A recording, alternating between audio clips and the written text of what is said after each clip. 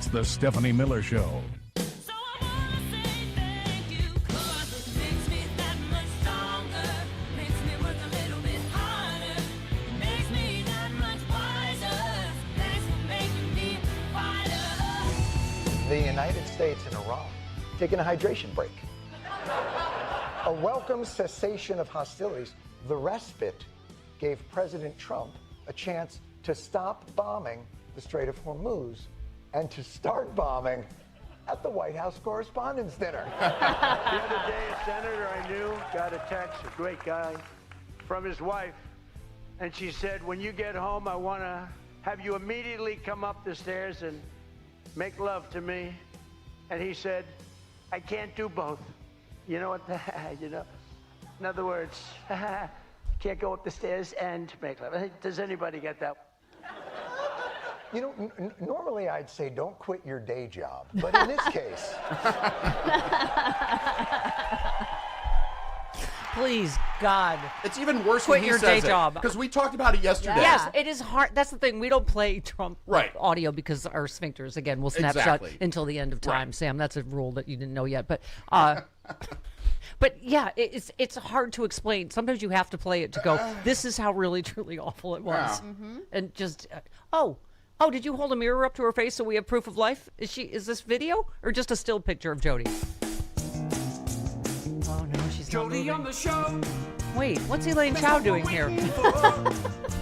I didn't even know you were friends. Who's our favorite import? Yeah. Nothing really grows with Jody on the show. With Steffi. I came downstairs. You guys were already talking about it. I'm like, oh, come on with this picture of apparently Mitch McConnell, Benjamin Button. It's the same photo. It's the same photo. But he looks even younger.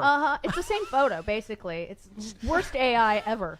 Oh, he uses photo filters like someone else I know. I use just the one. I don't know how to do fancy stuff. My girlfriend knows how to do fancy stuff. Okay. All I can do is just pick, I don't know, vibrant, bright or something. I don't know how to do them. If I do, watch out. If I learn how to, Then you'll look like Mitch McConnell. If I learn how to use the Mitch McConnell filter, I will do it. I mean, come on. Even kidnappers will show proof of life video. Yeah. He doesn't. What? His phone doesn't have the video feature? Is that it? He's got a Are they going jitterbug with- phone, Stephanie. Are they going with that? He's old. He doesn't know how Yeah. to use the video feature. He's got a flip phone. Oh my God, it's so fishy. And also, is it because Elaine Chao took off for China when this happened that now she's apparently glued to his side like a tumor? She hasn't been glued to his side for 30 years. Yeah. Would you want to do that? Can I just say, I know that it's hard to pick one biggest scandal of our time because it's hourly at this point. But oh my God, all those people need to go to jail. Yeah, Whoever they do. isn't participating in this cover-up, Yeah, right? yeah.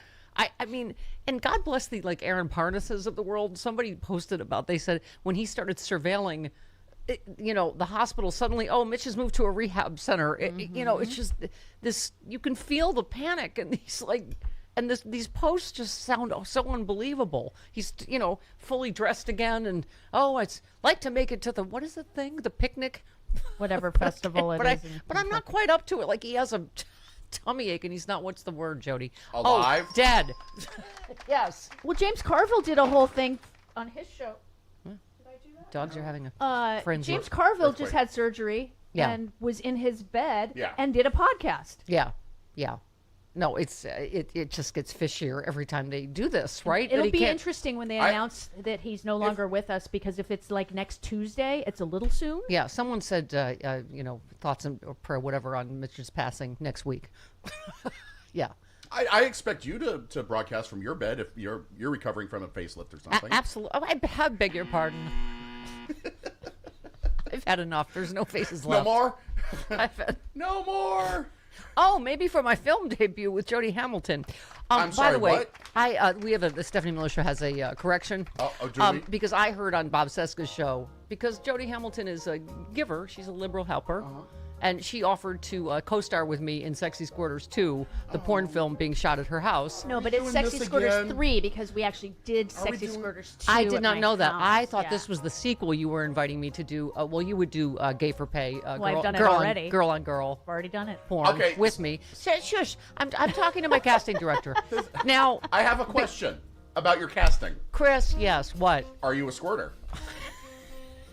Oh, it was hilarious talking No. to the actors. No, but my girlfriends are. Listen, Jody, she's my had point an is, LEI, we I know thought that. you were inviting me to do sex, and so the Stephanie Miller Show apologizes for the error. That has already been shot, so to speak. They already shot that entire load of film at Jody's house. It was just ladies. Sexy Squirters. Lady film. So this would be Sexy Squirters 3 Yeah. we would be in. Sexy Scuba Well, I Squirters appreciate the 3. offer. Yeah. And Bob Seska also said I had a, what did he say, superhero sinew strength. Mm-hmm. Because Sam, you haven't heard this story yet. Bob Seska, he is, what did he say, 220, 6'4", something like that. He's very tall. Yeah, exactly the Yeah. same as Trump. And, I'm sorry, my eyes got lodged back in my head. Okay, they're back. Where was I? When and you that fell down, Squirters. when he and fell yes, down. when he, I pulled his, when he got in the bike accident and fell into the brambles, I pulled him out by his yam sack. Mm-hmm. But he said I have superhuman, because you were saying I'm like a $110, Soaking which is wet. true. Yeah, 5'7", $110. And he said I have superhuman sinew strength. Mm-hmm. And then David said that I could win any bar fight. And I like that think legend so. to just, Have you even been near a bar fight? not since I threw that one Girl Scout into the jukebox. No. That was pretty much, if you're going to start a bar fight, you finish it, and that's the end of your career. All right. Anyway, thank you. I do have superhuman sinew strength. Thank you, Bob. All right. Which is, I assume, why you cast me in Sexy Squirters 3. That's a Chris certain, would like us to stop saying That's that. a certain kind of strength, though. That's not exactly Yes. like Yeah. sinew strength. That's like Yeah. a- Right. That's- Like ping pong balls. Yeah. Show in Thailand. uh-huh. I can do that, too. Can you? Oh, yeah. I have sinew strength everywhere. Okay, we're going to need to film this Yeah, and yeah. post it on camera so that Yeah. people can see this. Yeah. We need proof. Yes. Tight as a cat's we, ass. we need proof, Okay, like we need listen. proof of Mitch McConnell.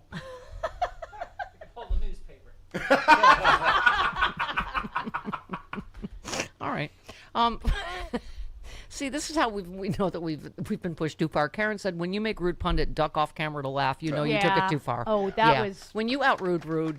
My Yeah, my you friend did some- Zach yesterday texted me and said, "You guys are raunchy today." Yeah, Yeah, you I don't know were. what's happened. I don't know what has happened. I blame you. I tried to stop it. I know. Oh, well. However, Catherine said the absolute best part of yesterday's show was listening to Sam totally laugh his ass off at the pure comedy genius of Stephanie Miller. Sam is acclimating to the show brilliantly. Yeah, he is. I need a little bit of support because of the constant buzz-killing, blocking, negative energy, no man Just energy because over there. I say I'm not sure you can say squirters doesn't Well, mean stop I'm a... saying it then. God. Okay. Oh, here's a booking tip for you, which I did not know. I don't know if this is true. What? Cinema Girl said, listening to an interview with Hunter Biden, he mentioned your neighbor Moby. It turns out Hunter lives near you. He and Moby got together for coffee. Get Hunter on. Good. I think he's been on- Moby! Moby, get up! You want me to walk He's up a there? musician. He's not up this early. No, he's still up. He's still oh, up. yeah. Let's go see if Hunter's Should I there. knock on the door? It's these 3 houses down. All right. All right. Okay, can I just say this really is becoming like my girlfriend lives in the Niagara Falls area? 'Cause he is such a liar, he's made his entire party liars. McConnell. No, Trump. Oh, Trump. Yeah, because okay. I'm just saying, the senator says she's spoken with someone who spoke to McConnell. So it's a game of telephone, but Oh. also George Glass. My girlfriend lives. You haven't met her.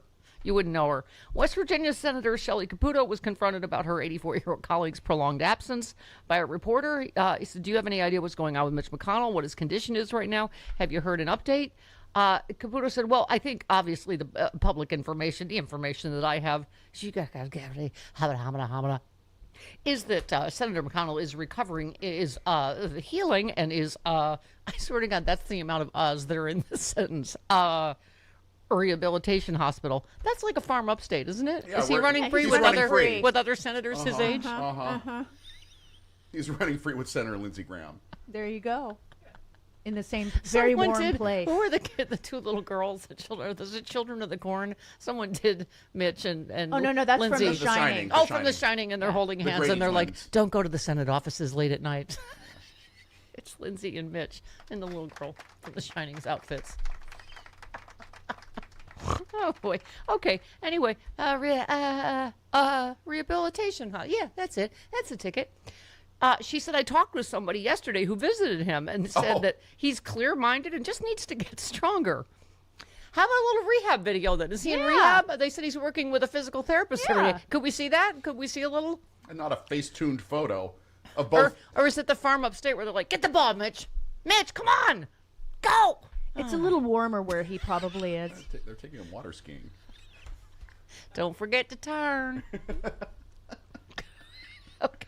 Was that an actual scene in Weekend at Bernie's, or did we just make that up? No, it was a scene. Yeah, They took it him water is. skiing. They did. Okay. They Yeah, and he did. kept hitting the Because we buoys. did He did. Weekend at Tammy Wynette's when the daughters were trying to dig her up and make more money off of her. Yeah. Yeah. Okay. They took her water skiing. Hey, we should play that again in honor of Mitch McConnell. Weekend at Tammy's would be in the computer. Oh, fantastic. That was one of Carlos El Rocky's best performances as both of the Wynette daughters. Yeah. Yeah. Oh, here we go. Oh. It's Tammy Wynette and her 3 daughters in Weekend at Tammy's. Come on, Mama, you can still sing. Help me prop her up. Come on, Mama. Mama, come on. Get up, Mama. Make us some more money, Mama. Put the guitar in her hand. Oh, God. Mama, you just ain't trying. Strum, Mama, strum. Strum, Wee, Mama, Mama, strum. another road trip. Ain't this fun? Mama, your turn to drive.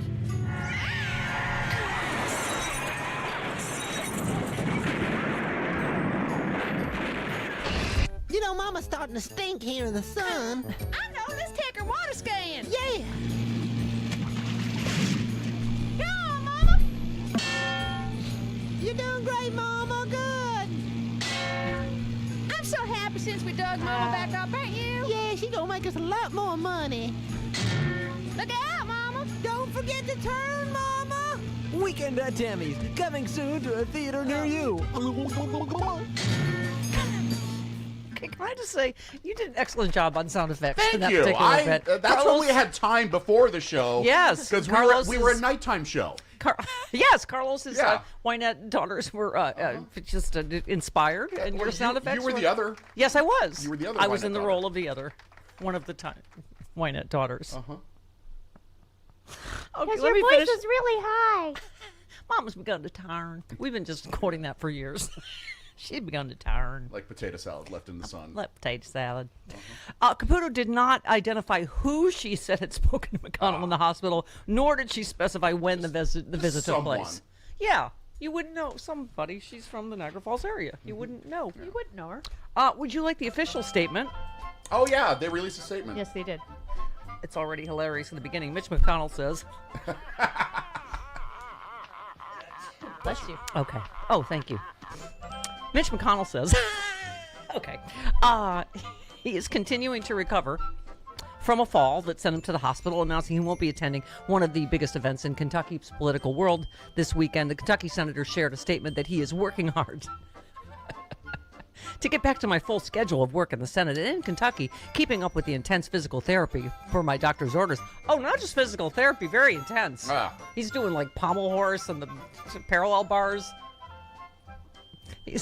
Simone Biles would be like, wow, slow down. Balance beam. Yes. The senator shared a photo taken of him and his wife Elaine taken Sunday. Was it? Was it No. taken Sunday? No. But was it? No. Since his discharge from hospital care, he has maintained a strenuous course of physical therapy and rehabilitation, including multiple sessions a day designed to rebuild strength and reduce the risk of future falls. He's working out like you, Chris. He's there. I mean, His floor routine is really he's good. doing the whole, the Pete. The uneven bars. The Pete Hegseth workout. Yeah. Yeah. He's doing that little dancey You know, thing and the. That could have been a video statement. Yeah, it could have. That's Could've. interesting. Yeah, it's interesting. Huh. Every word of that could have been a video Maybe statement. he has, like, my mom had a Brownie Hawkeye camera. Maybe that's what he has. Like, it only takes still photos. There's no such thing as video. Did you ever? Okay. Every single phone now has a video Mitch's. camera. He has a rotary Maybe he phone. has. Maybe he has the camera from the Flintstones. Maybe then maybe With a bird inside of it maybe where the that bird chisels- died. that Maybe the chisels- bird died. that chisels a photo on the slate of stone. Yeah. Yeah. Okay. Either it's a union bird and it quit, Yeah. you know, for demands, or it died. And it looks at the camera and says, "It's a living." All right. You're funny today. So's What? Jody. Only It's going to today. be a show. I wasn't funny yesterday. I insulted the entire city of Buffalo yesterday. I know. What do you mean? Are the Sabres still around? Oh, how dare you? Look at Sam furiously trying to rep us. He's like, old people are peppier than I thought. They're ornery. 21 minutes after the hour, this portion of the pending rehearing petition at the Supreme Court, where he's again trying to convince the justices to take up.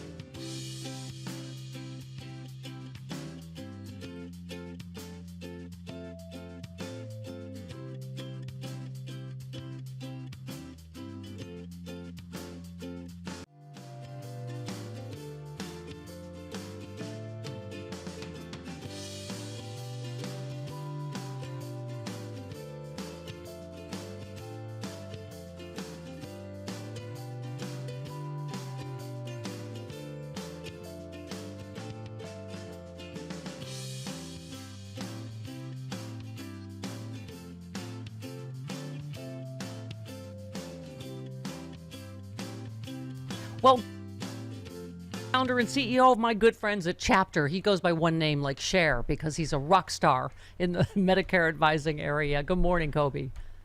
Good morning. Thanks for having me. I have to tell you, I usually lie about my age, but I am navigating the Medicare maze. And Ari, my Chapter advisor, has been fantastic. Talk a little bit about what Chapter is and how you developed it. Yeah, and thank you for having me. Chapter is a Medicare navigation platform that ensures that seniors get the right Medicare plan for their needs. And importantly, we're not just about signing people up for a plan at the beginning. We're really trying to be there for their entire Medicare journey so that people can save money on prescriptions, find doctors who are in network, appeal bills and claims, and really provide this overall platform to help people navigate what is just such a complex part of their lives. It really is. And also, to your point, stuff changes. Like your own health changes, your medications, Medicare plans change all the time. So, and we should understand this is an absolutely free service, right? It's a 20-minute call. And independent Medicare advisor means they're not paid to steer you to one plan or another, right? That's right. It's free. There's no obligation. We don't charge for our services. We don't charge for anything we do. We do earn revenue from insurance carriers. But unlike every other Medicare advisor, and really why I started the company, is we've built a new model that allows us to be unbiased. So we look at every single Medicare option, and we recommend the plan that's right for each person whether or not Chapter earns any money. The big lie on my show is that I'm 44 years old, so I'm just going to disavow this whole conversation and say that I'm just doing a practice run 20 years early just so that I know what to do. But the word from this mouth is call Chapter 681-329-3164. I can't recommend it highly enough. Or go to askchapter.org/Miller today and get the help that you need, right? Get a plan. They're just going to keep going, right? DOJ loses appeal to enact Trump's mail voting edict. I mean, it is good news so far, right, for the midterms in terms of at the courts. It's at the courts, it's good news. But, you know, we had this question during Watergate. Will the president obey a court order? Nixon did, even to the detriment of having to resign because he knew what he was going to turn over would convict him. Will Donald Trump, or will he call out the troops? And will the troops under Pete Hegseth, with their extra testosterone shots, I mean, really.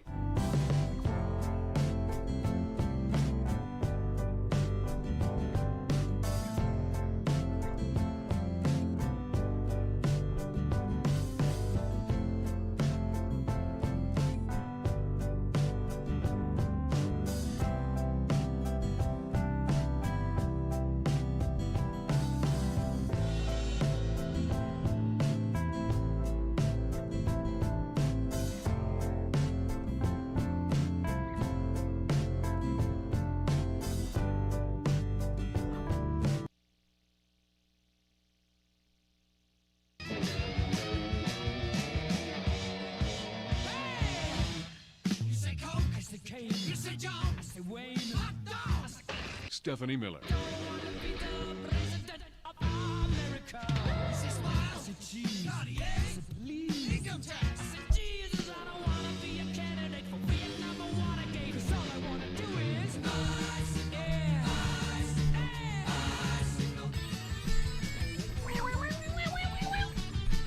It's true. All I want to do is ride my bicycle. And yet this show. Hi, good morning. Jody Hamilton is here from the Politics Bar. This is how you can afford your bicycle. Exactly. That's right. So you need to do this in order to do that. Talky, righty. Yeah, okay. exactly. Hey, you know what's great, Jody? It's What? just a complete parade of, I think it's like since we're talking about the Flintstones, a Flintstones background of war crimes, sex crimes, financial crimes, just layered in endless layers. Like is there more than a triple layer dip? Do they make dips with more? 7-layer dip. There's There's a 7-layer dip, which Yeah. is so good. so yummy. Yes, this is the Washington Post headline, 67 boat strikes, 221 dead. The cocaine has not slowed, officials report. Keith says convicted criminal Donald Trump murdered 221 people for a publicity stunt. Okay, and then this one. Just let's plow through, shall we? During the Senate Judiciary Committee AG confirmation hearing, Senator Whitehouse questioned Blanche directly about the FBI undercover operation where border czar Thom was recorded receiving $50,000 in cash from undercover agents. Remember that? How many crimes ago that was? Blanche said he knew nothing about it. He's the what's the character on Hogan's Hero who never? Colonel Klink? I know nothing. Yes, he's the Colonel Klink of the.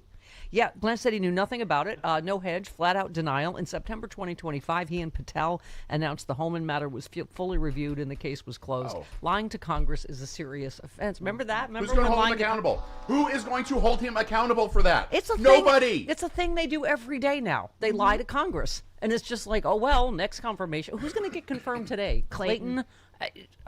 Start holding these people accountable. I'm sick of people on our Stop side. yelling. I'm Mommy's sick of- very fragile. I'm sick of people on our side not holding these people to account. How can they? How can we?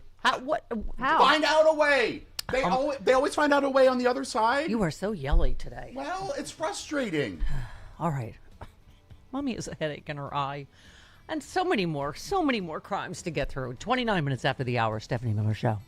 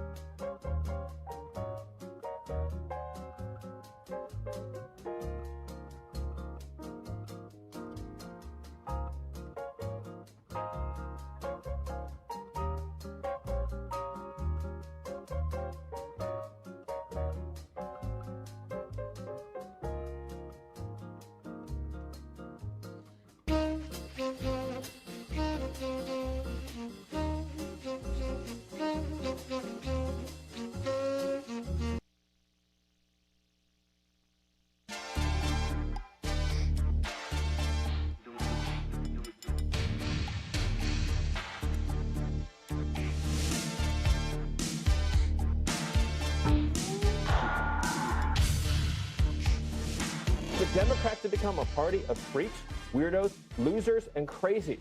But you can't laugh it off because it's deadly serious. When you give these people power, everything you know and love in this world falls apart. You have chaos, corruption, decay, violence, poverty. Oh, wow. That'd be bad if we had corruption suddenly, wouldn't it? Yeah. Yeah. We wouldn't know how to recognize that. Or poverty. So imagine if everything cost way too much for any of us to afford. That would be awful. Okay, that is Stephen Miller, by the way, who looks like, who is it that said, like, Nosferatu, the blobfish? Yes. Yeah, that's what he looks like. Looks like he sleeps in a coffin or upside down in a cave. But okay, what do you say? We liberals all look like freaks and weirdos. And okie doke. So we frequently said on this show, of course, that Pete Buttigieg, like, no one's better at going on Fox News. He's great. Gavin Newsom. There are so many Democrats that really know, that are fighters, that know how to make our speak case. the language of the Fox News audience in order to sell our story. Yeah, Mayor Mandami is unbelievably charming. And, so this, of course, they played this clip on Morning Joe this morning. This is, I guess she's the head of the Democratic Socialists. She's the co-chair of the DSA. Her name is Megan Romer. So she went on Fox News. On Fox News Sunday with Shannon Breen. Yes. So, Jody, you tell me if you think this is helpful. Take a listen. Okay, so we're going to put up on the screen a few of the things that are part of your platform, and I want to ask you, just give me sort of a true or false on these. Abolish the Senate. True. Okay, replace the presidency and Supreme Court as we now know them. Yep. Abolish ICE. Absolutely. Abolish borders and give amnesty to anyone currently in the U.S. illegally. As a long-term plan, yep. Defund the Pentagon. Absolutely. Abolish prisons, at least in large part. Yeah, again, that as part of a long-term program, yeah. Okay, so no prisons. Government or public ownership of most large corporations. Yeah, absolutely. Okay, so then let's go back through some of those then. Abolish the Senate. Okay, then they Okay, just go over it again because Fox News loves this. Right. Of course, this is exactly what they're going to keep feeding, right? Okay, that person should not go on Fox News. A lot of other Democrats. She's the co-chair of the party. But, it was like the two, I don't know who they were, that were like laughing. They were the ones that apparently vetted Graham Plattner, and they were like laughing about it, about the lack of vetting. Like, in this, like, if you've looked at all of this polling and how far ahead Democrats are on every issue, oh, dear God, let's not blow this. I mean, again, Mayor Mandami, let's just take one thing. By the way, so he said yesterday, today I am proud to announce a collection of essential staples that will be predictably 30% cheaper at all 5 of our city-run grocery stores. This core set of goods will include all fresh produce, meat, seafood, along with 20 other essential items like cheese, milk, and bread. That's great. Yes. I believe you poo-pooed this idea, but he's doing food deserts where these are. Right, he's doing stuff that is helping real people with real costs and stuff. And I didn't just poo-poo it. I gave you a reason why I thought it wasn't the best idea, and I gave you a substitute idea. Okay, but I understand. But what I'm saying is, whatever. What did he say? How many did he say? 5. He's trying it in 5 places. And I feel like that's what people want, is just people trying real solutions to help with real problems. I mean, but they're going to scream socialism or communism until, They call Biden a socialist. Right. Yeah, they called Obama a socialist all the time. It's so, people younger than 50. But I'm telling you, they're going to play that clip from Fox News forever and ever. Of course they are. And it got traction on MS Now this morning.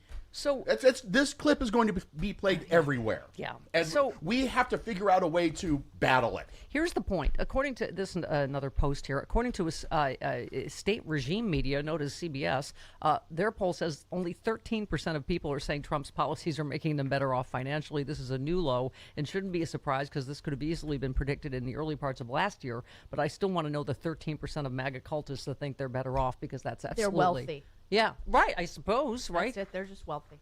Yeah. I mean, and, oh my God, if we could speaking of clips we should use, what's his name?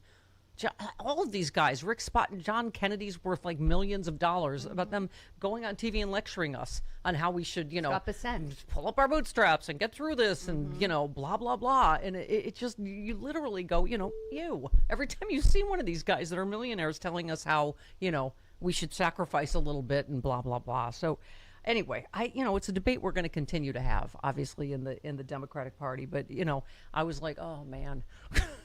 And, of course, she was central casting for what Fox wants you to think a crazy liberal looks like. And it just, they're going to play that on an endless loop. And I just get afraid, Jody. How many people have now in 2 elections voted so far against their own self-interest? More than 2 elections. But because it started of, in yeah, 1980. Because of ridiculous fear-mongering, they're eating the dogs and cats, and Right. caravans are coming again, and people go, ugh, and it's... For her, it wasn't like they just pulled a random liberal off the streets and put her on camera. Right. She is the co-chair of the Right. Democratic Socialists of America. Right. She is their spokesperson. Yeah. So she has weight just by being that. Yeah. I mean, again, I hate these labels, Jody, you know what I mean? But, like, I love what Mayor Mondami's doing so far in New York. Obviously I voted for Elizabeth Warren. I'm and she's for El Sayed in Michigan. Like I said, we had Cliff Schechter on, who doesn't like El Sayed. I don't know any of these other 2 candidates. I only knew Mallory McMorrow. Right. But And you're not voting for any of these right? people. Michigan voters will make their choice. Right. I mean, it's so. Anyway, I just think this debate is going to get uglier because that's what happens before midterms, right? Here's what I do know is we should all just listen to Rosie O'Donnell because she knew Trump for 11 billion years in New York, and God bless her. I'm glad she's home and speaking out. I really do blame Mark Burnett and the producers of The Apprentice for selling a lie to the American public, for selling that show as fact when it was fiction, and pretending that this man, this mediocre man, was somehow a leading businessman in the country. It is the biggest load of crap, and he's so easy to see through that I find it very unbelievable that people can't see him for who he is, even with 34 felonies. Right. Convictions. Yeah. Oh, by the way, I forgot I mentioned Cliff Schechter. We're having Dino Badala on today, so I will have an opportunity to be called a Jew hater. Yeah. Yeah, because when Cliff was on, I got called an anti-Muslim bigot. So for letting Cliff speak. Right. So now I'm going to let Dean speak, and there you go. clearly I am obvious anti-Semitic. Obviously. Okay. Well, you just step in it every day of the week, don't you? I'm barely done with my Sophie Cunningham mess. Oh, Lord. All right, go on. I'm the one who's booking these people, so really, Yes, you should put because- it all on me. Yeah, obviously. Chris thinks controversy sells, Sam. He gives me a fresh plate. It's like he puts down fresh cement every morning. Here, step here. It'll be fine. Oh, now what did I do? Okay. For people like this, I always consult with you first. Do you want so-and-so on? No, I have no idea what he's doing behind my back. Okay, here's some more. Rosie O'Donnell. I can't wait for that female reporter to shut him up the next time he says something. How about a right to his face? You pedophile. Who do you think you are? That's what I would say to him. Yeah, Caitlin Collins, I will play. We have, I don't know if you saw her on Daily Show, but she was great. She was. And that's what a reporter should be, where she said, I don't want the story to be about me. No. I don't want it to be about my reaction. I want it to be about him, not answering the question Trump is that I asked. Trump is trying to make it about Caitlin Collins. Yeah. And she's not letting him. Oh my she's God. smarter than him. She has way more composure than I ever would. I And agree she's with only Rosie. 35. Huh? She's only 35. 34. 34. I think. Yeah. I didn't have that much composure at 34. Yeah. You're that age, aren't you? Yeah, I am. Oh, I will never have that much composure. In fact, I'm unraveling more as I get older. The less, you have to give, right, Jody? Yeah, absolutely. Yeah. You've got a jar of them. Now, So, Sam- now that I'm 44. 4. Thank you. Sam, at that age, why haven't you covered the White House for 6 years now? Yeah, Sam. Yeah. Because I'm right here with you guys. Poor life decisions. Sam cursing his life. I took a wrong turn somewhere. At Albuquerque. Yeah, it's Albuquerque. It's where everyone takes that wrong turn. Okay, more Rosie real quick. After reading Project 2025, I knew what the plan was, and sad to say that they've utilized and, they've accomplished many of their horrific goals of what to turn this country into. And, the first time was tame Trump, and now we have, demented maniac Trump. And it's a terrifying position that the nation is in. God, you remember when Hillary said, I'm the last thing standing between you and the apocalypse? Oh, my God. She was right about everything. Can I just say, too, I think he lies every time he speaks now, like literally there's an Oh, yeah. And you know when it's a sir story. Oh, it's definitely not true. Trump just told a story of how even he needed to show ID before voting in Florida, and the poll worker felt bad, saying, "Even me, I went to vote, sir. May I see your identification, sir? I'm so embarrassed." As someone said, didn't he mail in his ballot? Why let facts get in the way of a good story? He famously said he voted by mail, and now there's a Dear Sir story, tears in your eyes, asking me for ID. I'm like, and I don't know what percentage of his base still believes any of this, right? It's 13. Yeah, 13. That's his approval rating. Oh, God. Karen in Chicago. Hello, Karen. Oh my goodness. Good morning. Yeah, the DSA co-chair. Thank you for serving up on a silver platter their ads that they're going to run against Democrats in the midterms. I love Jody Hamilton and the FDR Democrats. I think that we need to continue to focus on the common ground, the core issues that people actually care about. What I say to my left-leaning nieces and nephews when they make statements like burn it all down, which it seems like this is kind of where they're going with it, and they wrote it down, I always ask them, well, what are you going to replace it with?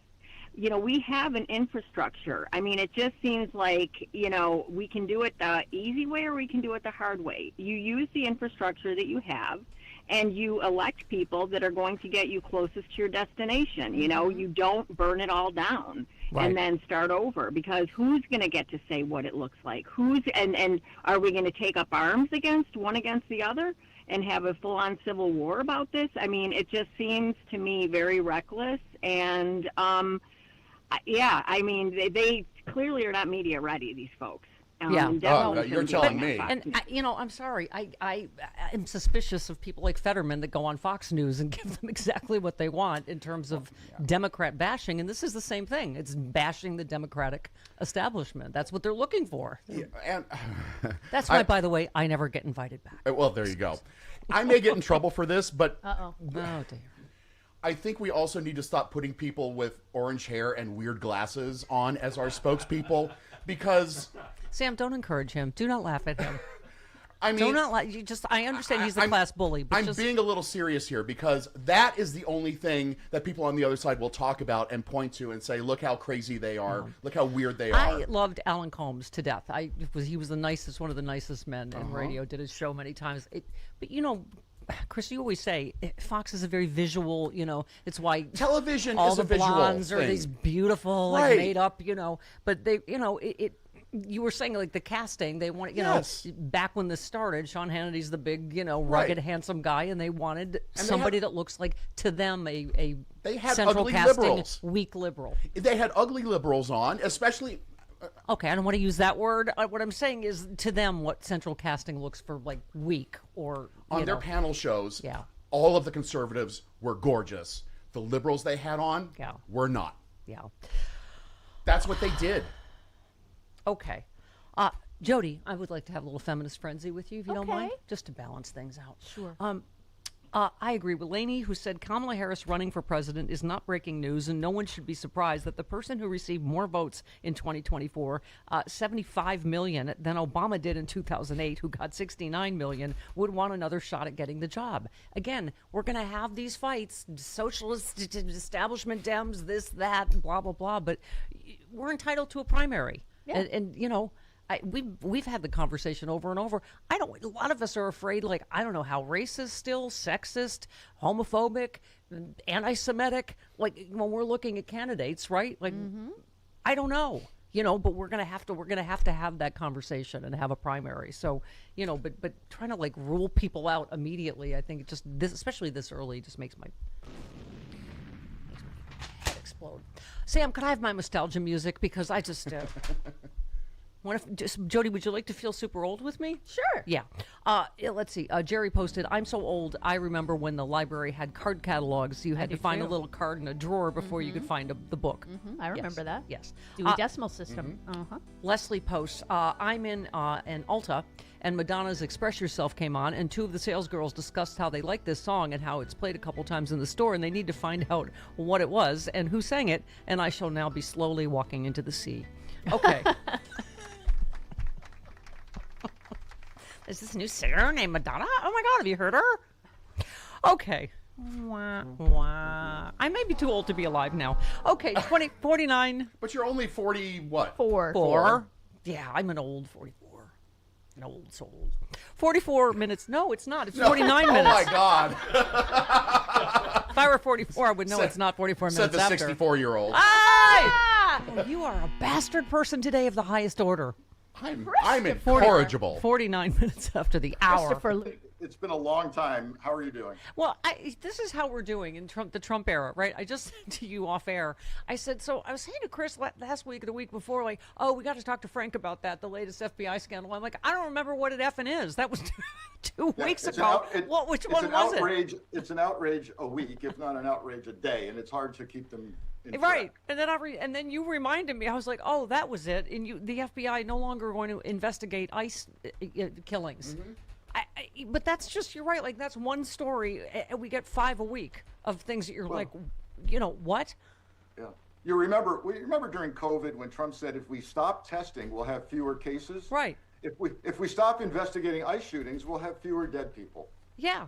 I mean, Frank, you got to talk to me about what the vetting is, if any, that they're doing for ICE agents, because you wrote about this. We talked about it, but I didn't even know some of these details. The ICE agents who just killed Mr. Guerrero in Maine, correct? So we knew that, like, he told his ex-wife to lie about his violent tendencies, and then a second ex-wife came out. But so the rookie ICE agent who killed Guerrero told his ex-wife that he was joining the agency. She said he was plagued by a history of psychiatric concerns. He was physically violent toward her while she was pregnant. Later, he claimed he threw a boiling water at her when she was holding their child. Even after they broke up, he was still abusive. A second ex-wife recounted her allegations of years of abuse against her and their daughters in hundreds of family court files.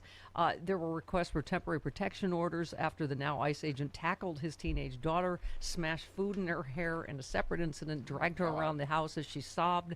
In 2021, a judge granted a protection order on behalf of a teenage daughter. The agent's oldest daughter said she came home from school one day and her dad told her he'd been sitting on a tree stump with a gun to his head. How did this guy... I mean, that's hundreds and hundreds of records. Do they do no vetting for ICE agents? So we're getting a picture, Stephanie, that helps clarify what's going on with backgrounds or non-backgrounds, perhaps, in this case. So a couple of important things. ICE still has not confirmed for anyone that agent you're referring to was indeed the shooter, but other media platforms have indicated that he was. Regardless, we have your question, which is, it almost doesn't matter at this point whether he was the shooter or not. And by the way, I believe he was, but rather his background matters, and it's caused understandable outrage on both sides of the aisle in DC and some demands to change the background process. Here's what we know. Because initially there were one of two choices. They did a background and they loved what you just described, and they said he's the man to give a badge. Or and a gun. They did some kind of half-ass background investigation and let it through. And here's what we're learning from sources from various media organizations, including CNN, which is former officials are saying, here's what happens when you have former military and or former police experience, especially federal experience. Essentially, you don't get a background. They accept whatever it is, wherever you came from, and they put some online training, I kid you not, online training, and an abbreviated training experience, and they hand you the badge and the gun. There is a frenzied recruitment process going on now. Not only are there numbers you're hearing about, quotas to make arrests every day, but there are similar scary quotas about how many agents they need to hire per week. And he's got to be exhibit A of a huge mistake. He came, you may say, where was his federal law enforcement experience? For a cup of coffee, he was a cop with the Veterans Administration. And it seems to me, and he's had other short tenures in the Department of Corrections in Maine, but the short tenures should be a clue for all of us that something went horribly wrong. You can't hold a job. And also, Frank, we watched people be executed live on camera. You know, Renee Good and Alex Preddy, and those guys are back on the job. And I still don't understand how legally they can seize all the evidence from a crime scene and shut out local authorities. What?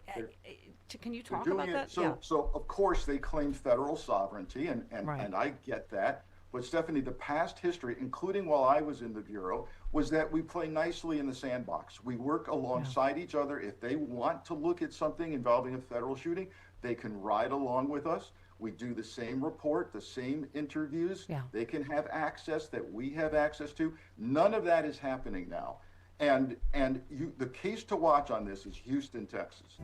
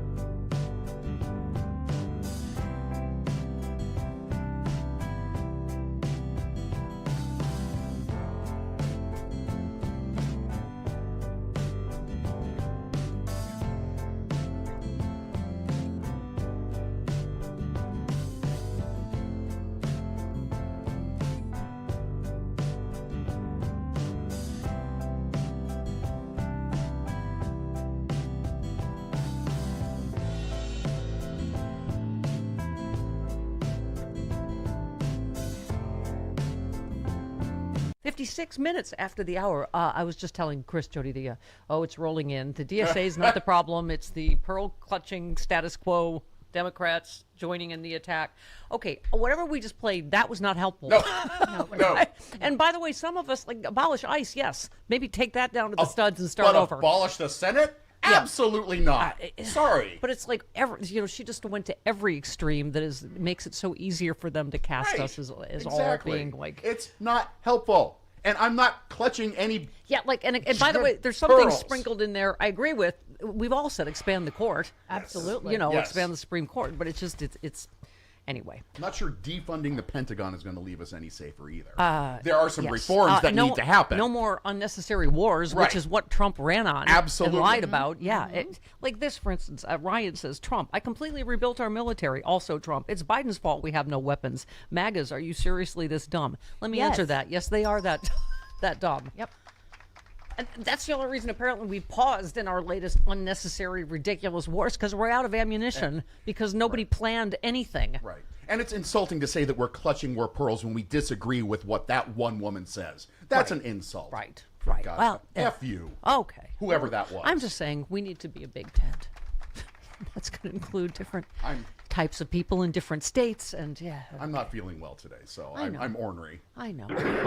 Oh, look, little fella, it's Steve is on your side. Steve in Vermont. Aw, hi, Steve.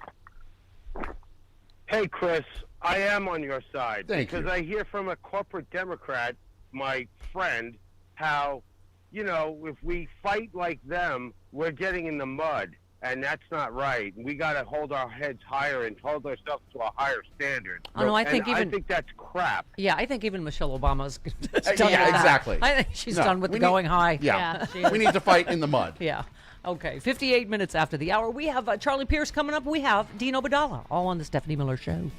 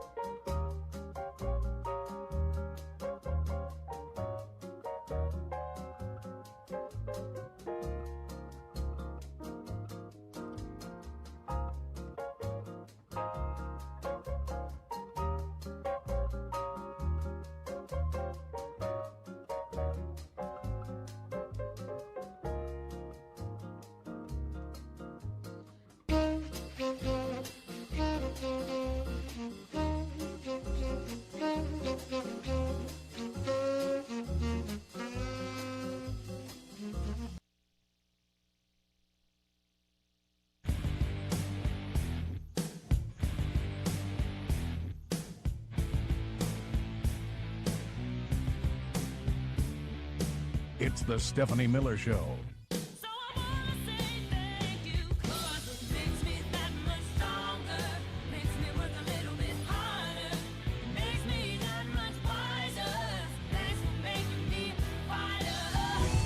You know, I've covered Trump for 10 years. And so I've listened to pretty much all of his speeches for 10 years with very little exception. And so I actually think it's helpful for other people to be able to listen to them in their entirety, which people really don't that much these days.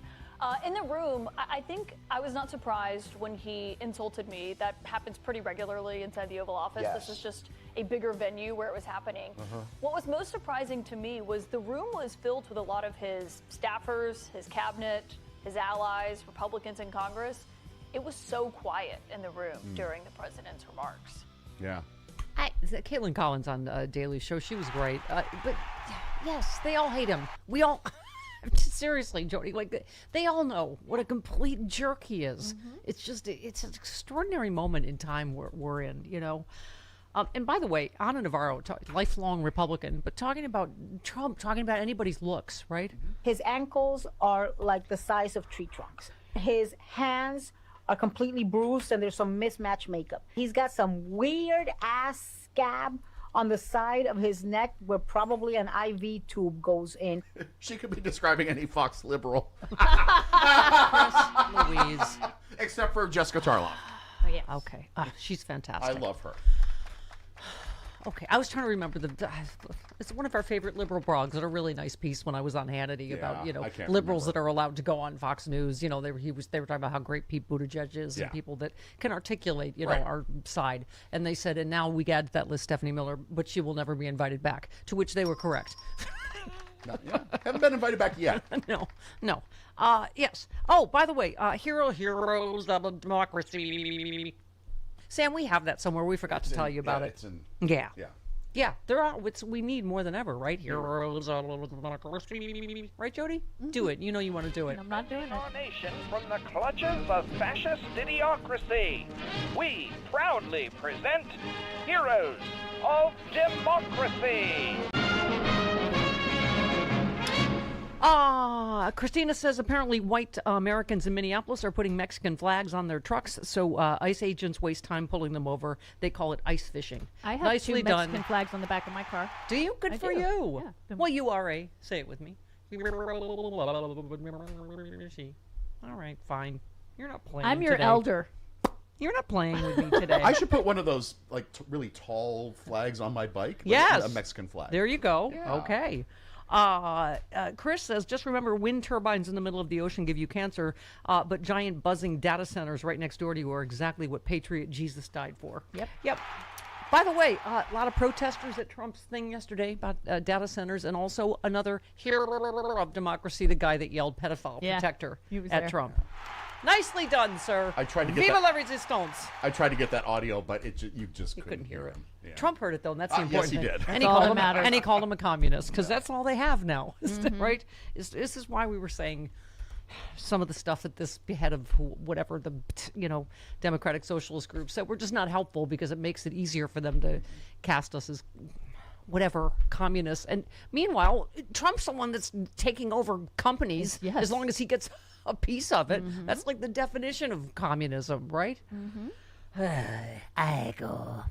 Okay, Ross says in federal court the orange lunatic is getting hit with instant karma as a judge has ordered him to turn over all of his financial records from his various entities in the lawsuit he filed against the BBC. That lawsuit will be dropped very soon, I imagine. Yeah. Isn't that weird how he suddenly drops stuff like that the minute he hits Discovery?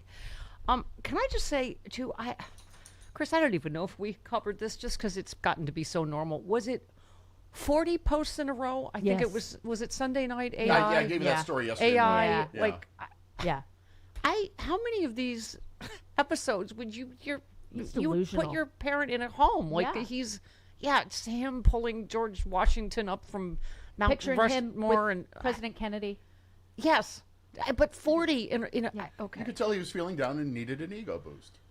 Bruno said the description of what Trump is going through is spot on. Many historians and medical experts describe Hitler's final days in similar terms, noting Hitler's behavior in the final months of World War II involved extreme mood swings, grandiose delusions, erratic outbursts. Erratic outbursts?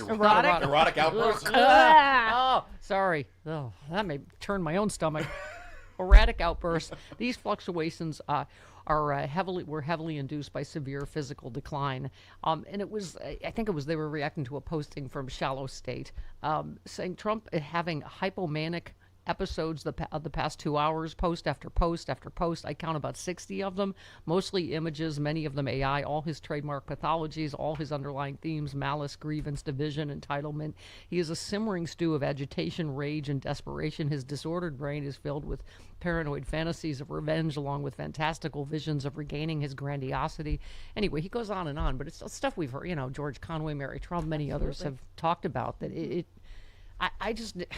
And I guess there is no, when will it be enough for Republicans to go, oh, my God, this guy is clearly, what do you call it? Rosie O'Donnell said, again, unvarnished truth. Here's He's Rosie. a man with no moral fiber.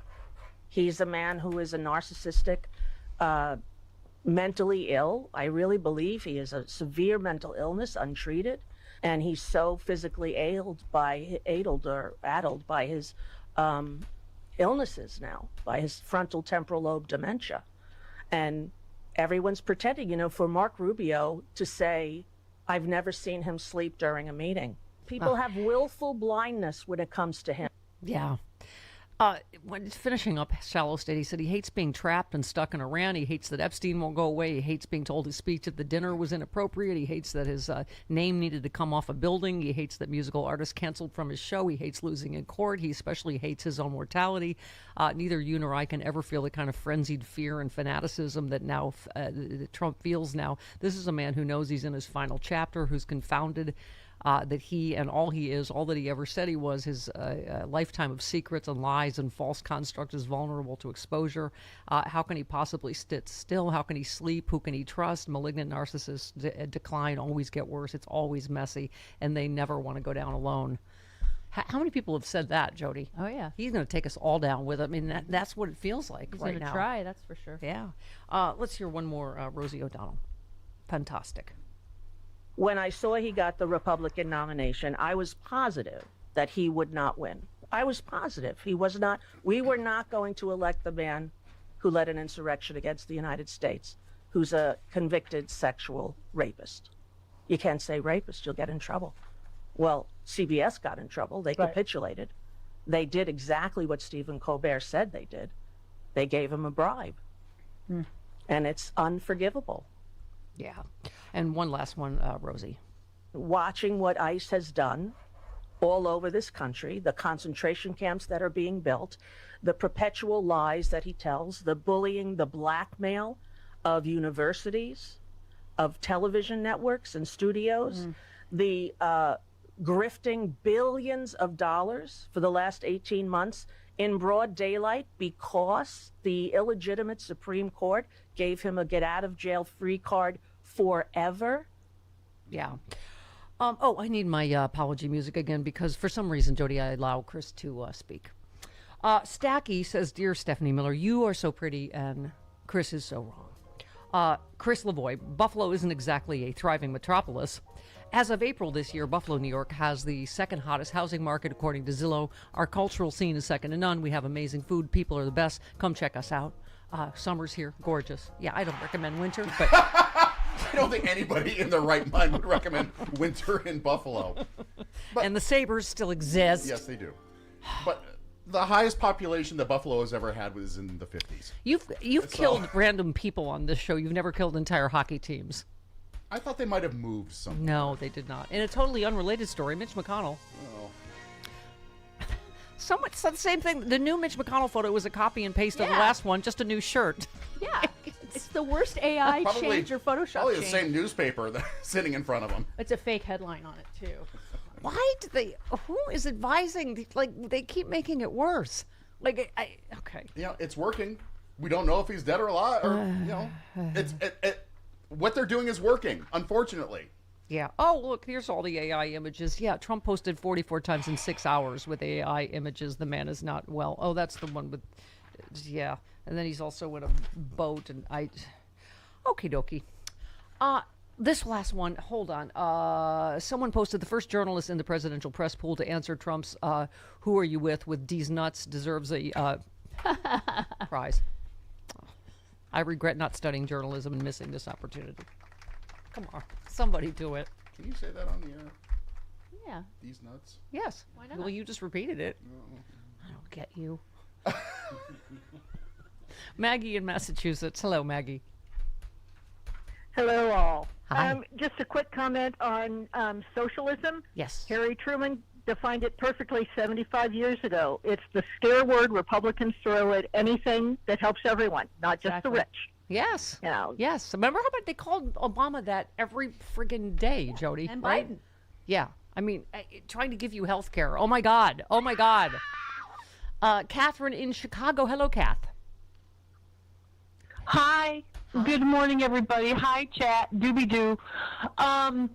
There's a general theme that we all need to keep in mind now, especially from this wretched, poor excuse of an administration, that abuse is the epidemic of our time.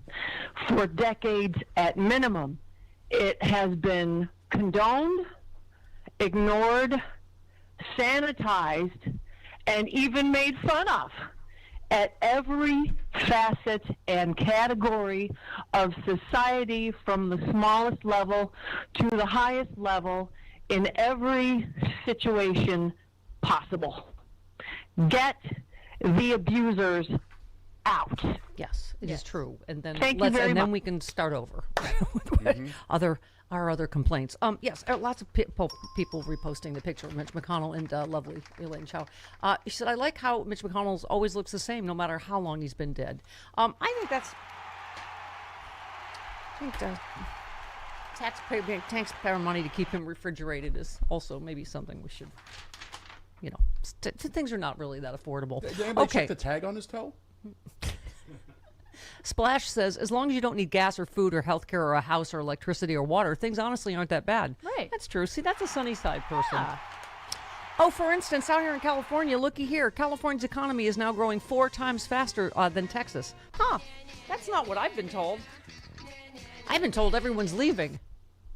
Are we down to only 40 million now? I wish. That would open up the freeways a little bit. No kidding. All right.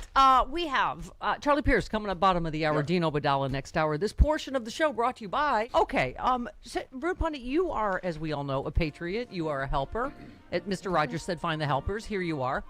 You wrote an entire piece, 10 of the cringiest, skeeviest, wittiest lines from Trump's White House correspondence debacle. Yeah, and Chris said I can't say that, but I'm just going to say it again. What? Hey, well, you said unless you watch the whole thing, and you wouldn't do that unless you're the kind of masochist who loves to get spike glove fisted while a vice on your balls is tightened to rupture. I'm just saying it. I didn't know those were options in the Gimp's basement, but apparently they are. Oh, everything's up for an option at the Gimp's basement. Right. Otherwise, why bother having a Gimp? Exactly. You said there's so many cringeworthy moments from Trump at the White House Correspondents. Moments where he's flopping like a party clown whose balloons all have holes in them. I think this is in the top 5. He was talking about the last, with the gunshots, the last White House. He said, after hearing the gunshots, many people yelled, get down, which caused Nicki Minaj to start twerking. Do you believe it? Get down. She's the only one that really understood what that meant. I as a comedian, I've seen people bomb hard, but oh my God, right? Yeah. Well, I said about some of the lines is like, it really felt like it was Triumph the Insult Comic Dog doing shtick. Yeah. I mean, Yes. if you put everything in Smigel's voice and being. But those jokes were acting funny. Like, they had good acting like writers. a Borscht Belt comedian who has hacky jokes. It works. Right. That's what you said. When none of the quality joke writers will work for you. Right. Trump suggests Caitlin Collin looks similarly to Dylan Mulvaney and should smile more. I mean, Root, I don't even know if he intends to be funny or just being mean is his default setting, and it's just gotten. I don't know if it's gotten worse. But okay. It sounds like the entire speech was written by Stephen Chung and Stephen Miller. Yeah. It was in their voice. I wish that all of journalism wrote the way you did. Your lead is rapist President Donald Trump bombed at the White House Correspondents' Dinner as hard as he keeps threatening to bomb Iran. He completely decimated comedy. He died horribly, just not permanently. The White House Correspondents' Dinner motto, democracy dies because of us. That is a pretty good summation. But let's go through. You said he bumbled his way, the delivery like a brain-damaged clown, sucking down instead of blowing up the balloons, swallowing them instead of making animals for the sobbing children at this disaster of a party. So let's go through your recap. Yeah, sure. Oh, we did that you started with the Nicki Minaj joke? Started with the Nicki Minaj. Yeah. Joke? That wasn't a joke. Yeah, okay. He talked, then we go to the fat joke section, correct? Oh, yeah, the fat jokes. Yeah, because self-awareness, maybe not his strong suit. Mirrors. No. He says yes, other people look bad, and I shouldn't say that because but I look pretty good, don't I? It's like he can't even self-deprecate properly. Nope. Yeah. He was talking about, I guess, who else should fight at the UFC event. Yeah. Can I exclusively reveal to you this evening for the heaviest of heavyweights, we have sloppy Chris Christie, one of the sloppiest human beings you'll ever meet. Hold, please, let me get my crickets ready. Fighting, I would say, I could mention the governor of Chicago, but I'm going to mention instead Gerald Nadler, and they're fighting for a big piece of cheesecake. Big, fat piece of cheesecake. It's always good when you have to repeat the quote-unquote joke. Because it hammers it home. Who the hell? And then he even knew that bombed and said, "Who the hell wrote that line?" Oh my God. This is. I don't. Okay. I mean, if Stephen Chung wrote that, I mean, he's a round man. Yeah. I mean, yes. He's shaped like a snowman. I have said he looks like he ate several of the original Odd Jobs actors from the James Bond films. I don't know if you could say that. No. Yeah, I've been telling her that for years now, and she just keeps barreling on. Bruce Springsteen, the tour's been renamed Bored in the USA, and you're like, man, that joke would have killed in 1985. Okay. And then our senator, our beloved Adam Schiff, they thought about going with a professional clown for entertainment. Adam Shifty Schiff is not available. Terrible person. He's a liar. I call him Watermelon Head because he has the largest head I've ever seen with the smallest neck, pencil neck. How does that big, fat, ugly head stand on that little pencil neck? First of all, he's done the same. I refuse to call them jokes.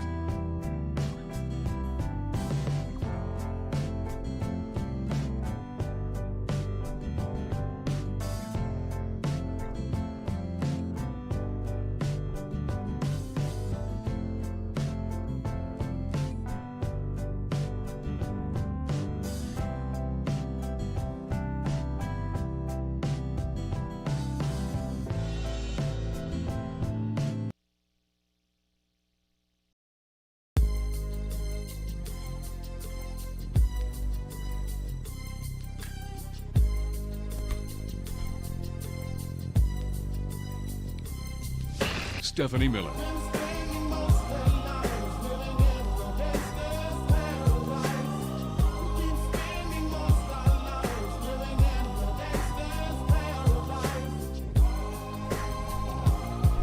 what we are. We're a gangster's paradise. Yeah. Is that our white person rap dance? Yeah. Why do we all decide to start swaying like that in unison? I don't know why. Because it's fun. Okay. Oh, all right, Sam. Thank you. Sam with the easy answer. Yeah. Children of the future. Okay. He's not a child. Yes, he is. Compared to me. Compared to you, yeah. Listen, I have I believe children of the future. Okay. Meets who run the world. Jody, girls. I love this story. 12-year-old girl signed up to do stand-up comedy at the school talent show. A 13-year-old boy decided to heckle her. Teacher started to tell him to leave her alone, but the 12-year-old comedian said, no, let him go. This is the closest he's ever going to get to having a conversation with a girl. Oh, bam! Oh, wow. Oh, Good bam! for Go on, her. sister. Go on, sister. Go, Nice. sister. Go, sister. I like her. Yeah. All right. Also, to our point about all of this, CEO said, do you mean to tell me in this day and age when hackers can hijack bank accounts, steal identities, sell properties they don't own? Thank you, Home Title Lock. Thank you for protecting me. From me. Yeah. And Sam, because you have AC. Yeah. Sam is more likely to take your home out from under you.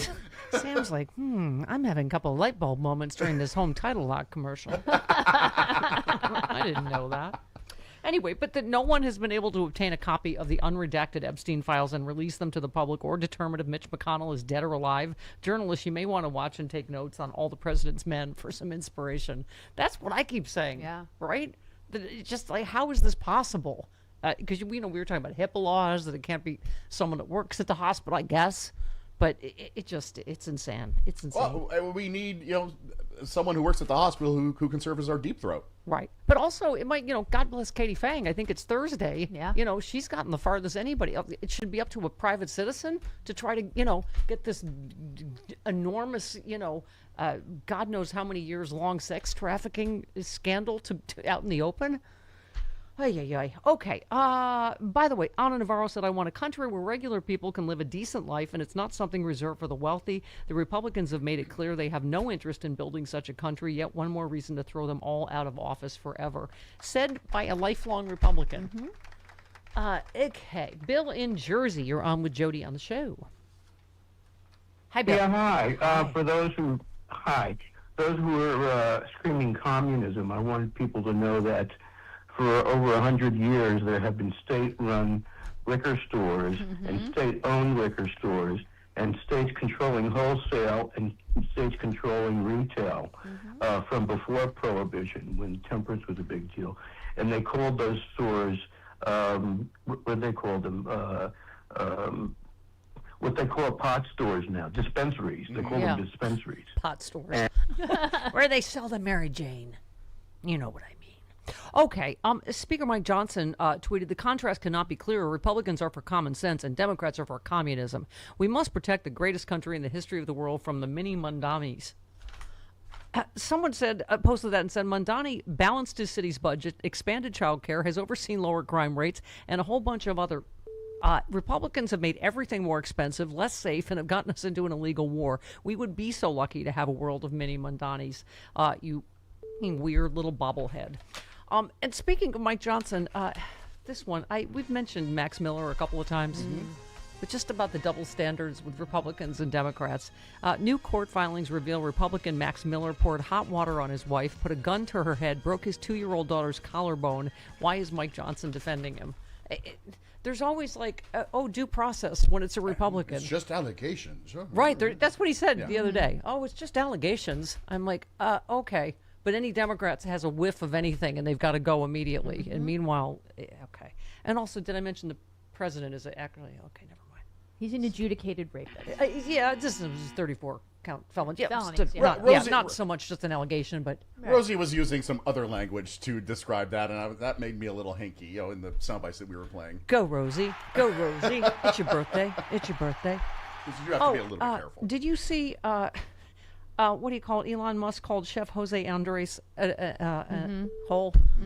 This is where we've come to, right? Covey said the billionaire who took away food from the world's poorest people is calling the guy who feeds the world's poorest people a whole. Okay, 29 minutes after the hour. Charlie Pierce. We are the good guys. Yeah. We are the good guys. Charlie Pierce. Good guy. Next.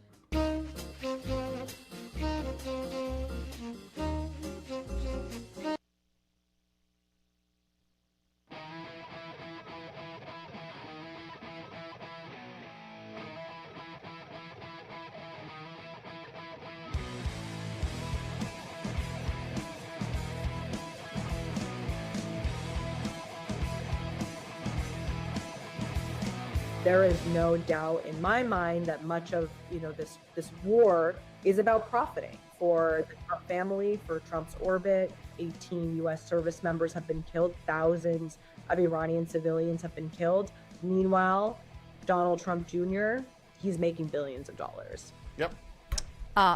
Representative Ansari.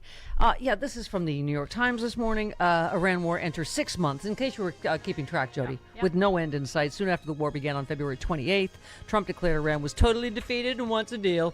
I remember that. In March, Trump said the U.S. military would wrap up its campaign against Iran in 2 to 3 weeks. We'll be leaving very soon. Now the conflict is entering its 6 months period of uncertainty. After nearly 2 weeks of attacks and counterattacks, Trump has held off on a major escalation. Major issues between the two remain unsettled. Yes, as they say. An estimated 1,700 Iranian civilians have been killed in the airstrikes. 18 U.S. service members have died. The Pentagon estimates the cost so far $37.5 billion. Is your update. Charlie Pierce writes a piece called "Why the Hell is the Trump Administration Trying to Change the Official Number of Iran War Casualties?" Let's talk to him about that. There's only one man now that understands, and that's the author of Idiot America. Pierce. Pierce. Charlie Pierce, political columnist for Esquire.com. Why's everybody always laughing with me? Hi, Charlie Pierce. Good morning. Good morning, all. Good morning, Jody Hamilton. Good morning, Charlie Pierce. Okay. All right. Hey, Lonnie. All right. So wait a minute. Hang on. Hi, Sam. Hey. All right.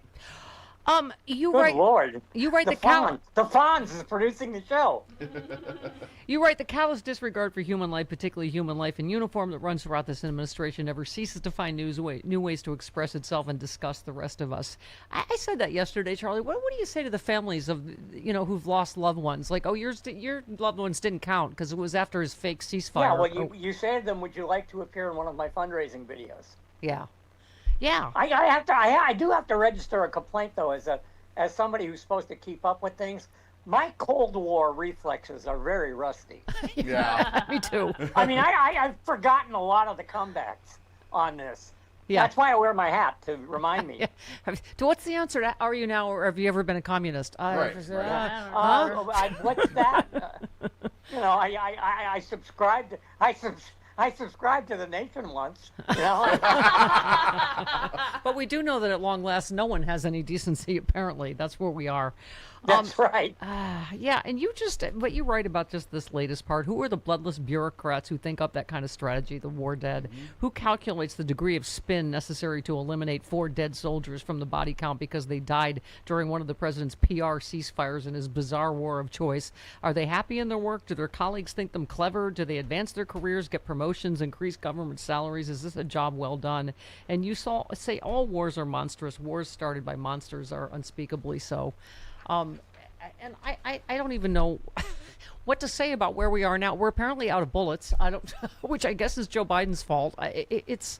So now what, right? Yeah, that astonishes me. By the way, we are out of munitions. Let's not say bullets, but our rockets seem to be running low, and somehow it's the fault of the guy who's been out of office. Yeah, who didn't start this war. By the way. Why, he sent, the excuse is he sent it all to Ukraine, right? Yeah. That's what they say. Yes. But everything he sent to Ukraine was surplus. Thank you. I know. It was, I don't want to say out of date, but it was older stuff. Mm-hmm. Yeah. Yeah. So I want to do sport. I always save the sporting of the sports for you, since you are a noted sports writer, in addition. Yeah, me and Carlos. Yeah. Yes, I am very in our Dodgers, Jody. I don't know about you. Here in L.A., Post today, your Los Angeles Dodgers gave the man withholding $34 billion in California fire relief funds and $2.616 billion in California Medicaid funding a World Series ring. Yep. That's what the White House Correspondents' thing is about. Like, don't normalize this monster in any way. Don't give him the usual president stuff, including respect, by the way. Right. When he starts respecting his office, I'll start respecting his office. Right. Did you happen to see Caitlin Collins on the Daily Show? No, I didn't, but I watched the video of it this morning. Yeah. She's very good. She is. Yeah, but that's She's journalism. That is one cool customer. And by the way, there's zillions of pictures of her smiling. It's just maybe she doesn't like smiling for holes. Well, and also she's working. She's working. She's Right. a serious journalist. It's Yeah. like, he thinks everything's a pageant, right? I mean, but yeah, I thought do we have one more? Yeah, play one more. This is Caitlin Collins on Daily In Show. terms of my reaction, I've always felt this. Regardless of who's the president, whether it's Joe Biden, Donald Trump, those are the two I've covered. It's really not about me. And I don't want it to be about my reaction. And so I think if you let it become about that, then it becomes a back and forth between the two of us. And instead, I think it's more effective to remind people in those moments when he is insulting me or when he is criticizing me about the question I asked or the reporting that I did that he was so angry about in this moment, and the fact that I got an award for it really bothered him clearly. And so I just think in those moments, it's important to put the reminder back on the work, on the question, and on the non-answers that we get. It's Wow. That's a journalist, right? The story's not about me. Right.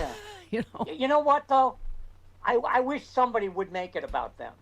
Yeah. Me too. You know, basically, don't talk to me like I'm your pool boy down at Mar-a-Lago. Yeah. Well, we've said when he says, "Who are you with?" The American people, who you work for. He's nuts. Yeah, and these nuts. And these nuts, yes. And these nuts right here. Charlie, just because you're in Massachusetts, I just have to ask you if you ever thought we'd be having conversations about a Kennedy like this. But it's just. Well, I don't accept Bobby Jr. as a Massachusetts Kennedy. He's a California Kennedy. He's a California Kennedy. He's a New York Kennedy. Oh, great! Blaming it on us. Yeah, there you go. See. So the cyclosporus outbreak, which can cause explosive diarrhea, has now spread to 41 states. Last year, RFK Jr. ordered the CDC's Foodborne Diseases Active Surveillance Network to stop tracking the illness. I feel like that might be relevant somehow to this explosive diarrhea that we're currently... This is, and I know I'm treading on Dr. Doom's territory here. Yeah. But this guy, the Secretary of Health and Human Services, doesn't believe in germ theory. Right. Yeah. Yeah. Yeah, he doesn't believe that. I mean, that's 600 years of medical science. Yeah. We're going to sacrifice to a guy who collects dead raccoon penises. Oh, God. Yep. Oh, by the way, do you want to know Scott Jennings' favorite joke? What? And I use the word joke very loosely, of Trump's was, I hope you're enjoying the beef tonight. Bobby Kennedy ran over the cow himself. Because all Republican jokes involve some sort of cruelty, either human or animal. Well, no, but actually, that's not a bad joke. You know, if Jon Stewart said that, I'd laugh at it. Okay, well. It's all about the delivery. Jody and I are too plant-based. It's all about the delivery. For us to laugh, but okay. I like a steak. Of course you do. You're a bastard person. Okay. But I like my raccoon penises tartare myself. But I just thought, here we are. This is the crazy part of the crazy timeline we're in. Trump, frustrated with RFK Jr., thinks he isn't doing enough to cut childhood vaccines. This is the crazy pants. Bobby Brainworm is not crazy enough for. This is according to the reporting this morning. Bobby Kennedy's vaccine skepticism well established, and yet the HHS secretary not moving fast enough on the issue for Trump's liking. According to to Wall Street Journal, Trump confronted Kennedy back in May about, quote, why he wasn't doing more to probe the alleged connection between vaccines and autism. Kennedy was reportedly taken aback as White House staffers had asked him to tone down his rhetoric on vaccines ahead of the midterms, but Trump himself contradicted that directive. Trump wants to see Kennedy, quote, do more to reduce the number of shots that federal guidelines recommend for children, with Trump believing autism rates will eventually drop as a result. Oh, my God. The Journal is now likewise reporting Dr. Oz is a contender to replace God. JFK. Oh, no. RFK Jr., excuse me.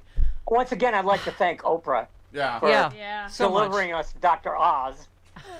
Yeah. But seriously, there is no connection between vaccines and autism, and I'm like, oh my God, Bobby Kennedy's not crazy enough for him on that subject yet. I mean, it's once again, nobody tells this guy what to do, including the people with his best interests at heart. Yeah. There are probably 3 of those alive right now. Yeah. But and Bobby Kennedy's apparently beating up on Dr. Fauci, who, I don't know if you saw these diary entries. So they're trying to grill him on all these old conspiracy theories. And so diary entries released by a Republican senator in an attempt to damage Anthony Fauci show him his growing disillusionment with Donald Trump in the first year of the COVID pandemic, branding the president rambling, crazy, desperate, bumbling, incompetent, an idiot, a true embarrassment, totally nuts, and a truly obnoxious adolescent. Yeah. No lies detected. Where's the lie? Find me the lie. Yeah, yeah. I mean, he wrote of a surprise late-night call. The president wanted to chat about the coronavirus situation for about 20, 25 minutes. Oh, God, he should get some sort of prize just for that. Yeah. He encouraged Trump not to underplay the seriousness of the situation, since if it turns out bad, he would look like he's covering up. I thought that he heard what I said, but the next day he again underplayed it. By March 14th, in the thick of the first COVID shutdowns, Fauci is bemoaning Trump's fixation on, quote, the fluff and the ratings and the publicity, and so he wants us to do 2 press conferences a day. We will now have no time to do our work. I mean, we remember those crazy press conferences, right? Well, it took me hours to get the ultraviolet light out of my butt. One last one. On May 22nd, Fauci wrote, Trump is getting out of control, pushing to open up the country and get the economy back before Election Day. He is desperate. This is all about re-election. He said as presidential election nears, the cases increase and surges are inevitable as we enter cooler weather. Trump is on the campaign trail spewing nonsense. He is really out of control, a true embarrassment. Wow. And this last one, having watched Trump attempt to retain power, this is January 6th, it reminds him historically of Hitler, Fauci writes. He is truly an obnoxious adolescent. I mean, I guess they're trying to embarrass Fauci, but I'm like... See how that's embarrassing Fauci? I'm like, what a lot of us were saying, right? Well, he's going to appear before Rand Paul's committee, I think, next week. Yes. And they'll certainly ask him about this, and his only answer is, yeah. Yes, and. Yes, okay. and. Yeah. Right. Yeah. No, I know. Make them defend him. Make every Republican defend him against the charges, against, like, Anthony Fauci's private musings. Yeah, right. Because they'll all look incredibly stupid. I know. Yeah, exactly.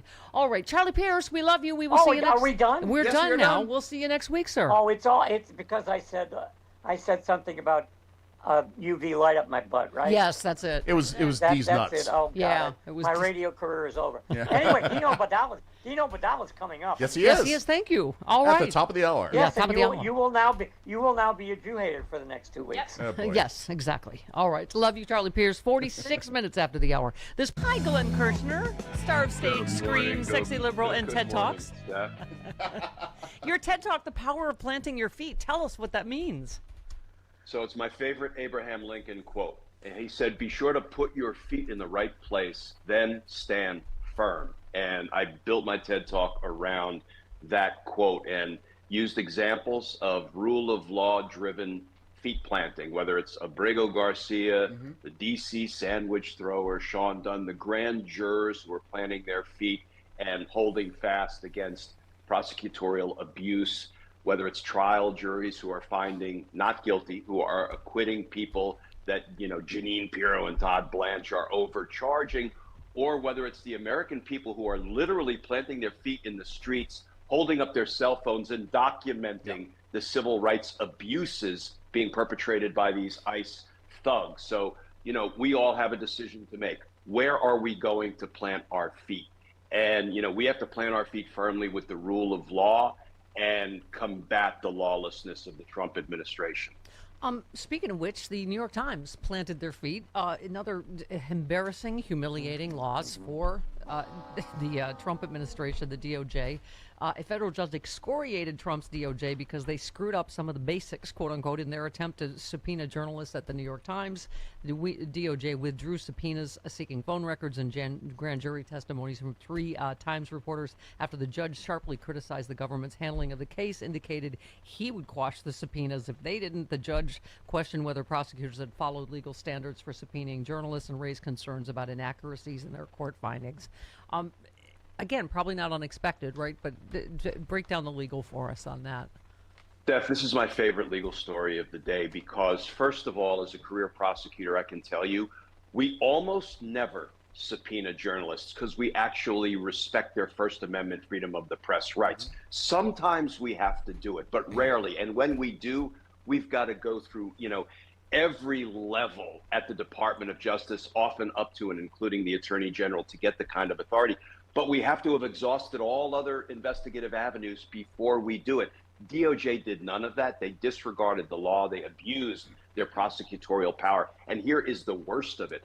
Not only did they subpoena the New York Times reporter for reporting the truth about the Qatari jet debacle, but they subpoenaed the mother of one of the New York Times reporters, the spouses of two of the New York Times reporters. And when the judge said, and I'm going to paraphrase here, "What the hell are you doing subpoenaing family members of the reporters?" Here is what the hack DOJ attorney said. I'm going to quote him. His name is Buckley. He said, "Oh, well, that was an error. It was a consequence of trying to move too quickly." So let me get it straight. After you issued all of the subpoenas for the reporters, you were moving too quickly, so you erroneously subpoenaed their family members. And here is what the Freedom of Press Foundation said about that. Quote, "Even the mafia says families are off limits." Wow. And boy, the judge took the Department of Justice down and said, "You withdraw these subpoenas or I will throw them the hell out because they are lawless." And by the way, didn't Trump saying, "Oh yeah, they're maxing out the plane, it's going to take about a month"? Doesn't that prove the New York Times reporter's point that yes, this plane was not secure? It obviously could. And I was saying, Glenn, over and over, it's not just him. You know, this is an entire plane full of reporters and staff and whatever. That of course you want a plane to be secure. You don't want the president and everyone he travels with to get blown out of the sky. That was the importance of the New York Times reporting in the first place, right? And you want the New York Times and you want, media outlets to report what the heck this administration is doing. I mean, he's trying to retrofit this plane at the cost of $1 billion to us, our taxpayer, and they can't even do that right. Well, by the way, this was why I saved this next story for you related. GOP Senator blocks bid to stop a $400 million Air Force One retrofit. Republican Senator Deb Fischer objected to a request from Chuck Schumer for unanimous consent to prohibit Trump from using taxpayer money to further retrofit this bribe jet, which should never have been allowed in the first place, Glenn. And then they're going to ask for more taxpayer money, and then he's taking it with him? I mean... Yeah, go ahead. And that's why, Steph, we need to get a hold of the House come the midterms, because let's face it, ain't no legislation getting through the Oval Office in the last 2 years of Donald Trump's term.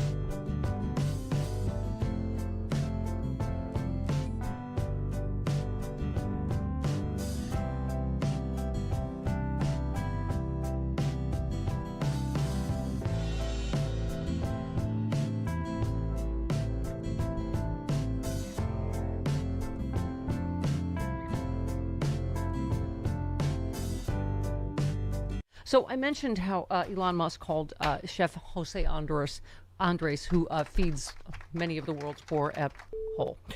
I just thought I would review, Jody, because Can't get enough of this.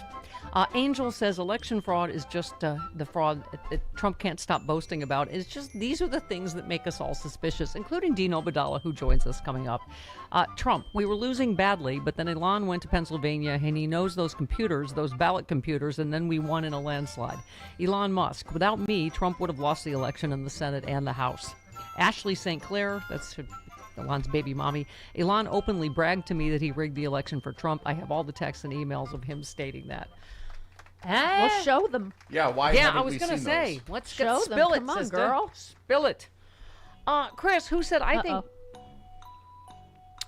Jake Tapper is a complete and utter hole. Speaking of holes, I think he's a really poor journalist, and beyond that, I don't think he's a very decent human being. Who said it? Wolf Blitzer. No, that is a terrible, terrible guess. Hunter Biden. He is correct. Oh, I have another one for you. Okay. Hold, please. Who said, get loud and stop bowing down to the people that have power? You got power too, man. The Epstein files, where are they? It's a law, bitch. Show it, you pedophiles. This is my politics, dude. Don't you want to see what's in there so we can hold people accountable? The bitch has the keys to the nuclear codes. Like, dude, what? Go to jail. Who said that? We just played that yesterday. Pope that Leo? exact audio. Pope Leo? Alan Richson. Yes! Oh my God, he's so hot. He did another interview the other day, like Monday, I think, too. He has a movie coming out, and Reacher season 4 is coming out. Next so week, I he's think, on. He's yeah. on the.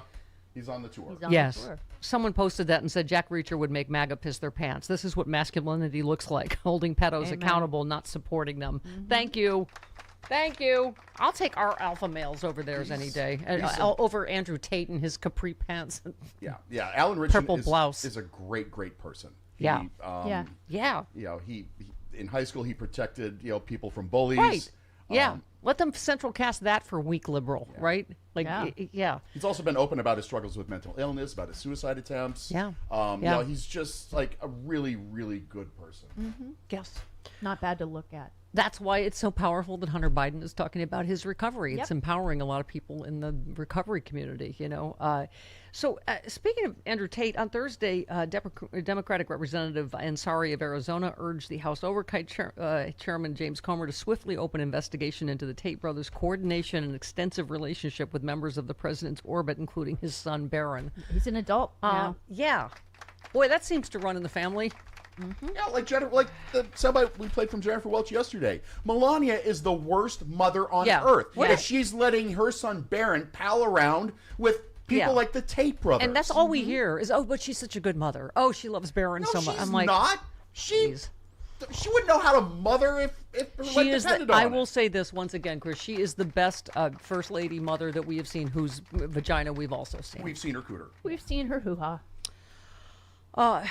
Get out the tiniest of. Oh, do you have a tinier violin, Sam? This might not be small enough. Sad violin Seska, maybe? Andrew and Tristan Tate will remain in jail at least 2 more weeks until their next hearing as they fight extradition. Oh, yeah, that's sadder. To the United Kingdom, where they are accused of rape and sex trafficking. Once again, I ask you as a liberal helper, stop sending barbecue sauce to the Andrew Tate's jail to his cannibal roommate. Stop it. That's just not. Y'all are mean. Yes, it's not nice. Okay, do not label it Tate sauce. Do not. Stop sending Chianti and fava beans. Stop it.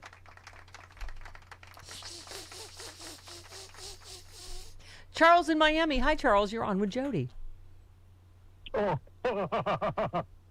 Hey, hello? Hello? Yes, hi. Go ahead. Hello? Hi.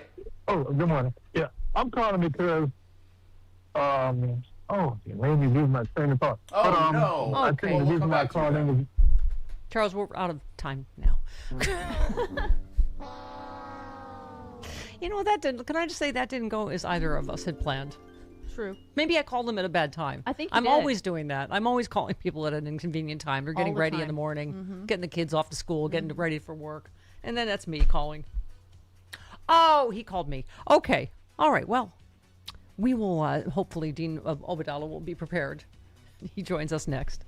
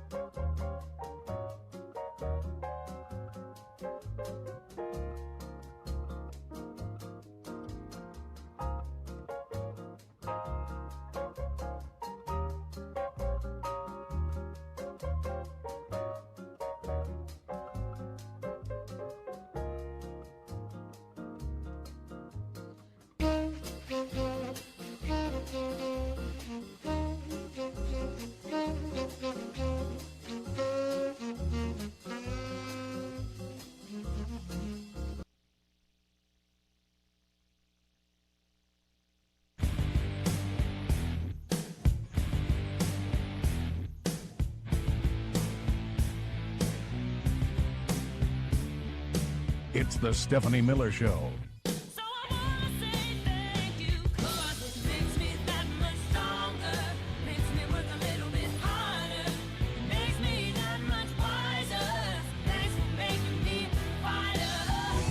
In his last term, said he knows more than the admirals and generals. He doesn't. His high school military education certainly did not prepare him to be the commander-in-chief. And when you have a guy that thinks he knows more than everybody else, I think you've got a dangerous and incompetent leader. And that's what we have. Huh? Yeah. Senator Mark Kelly, thank you very much. Oh, look who's here. It's our friend. Speaking of the Iran war, here he comes. Yeah. Yes, it's Dean Abdallah. Yes, it's Dean Abdallah. Dean Abdallah. Hey, hi, Dean.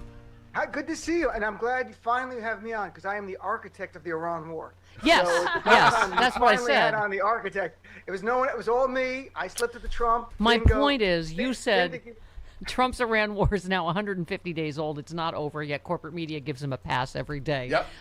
That is my point. Is just speaking out about corporate media, and you wrote a great piece about a White House Correspondents' Dinner. Talk about that a little bit because it's all of a piece of corporate media and how we got here, right?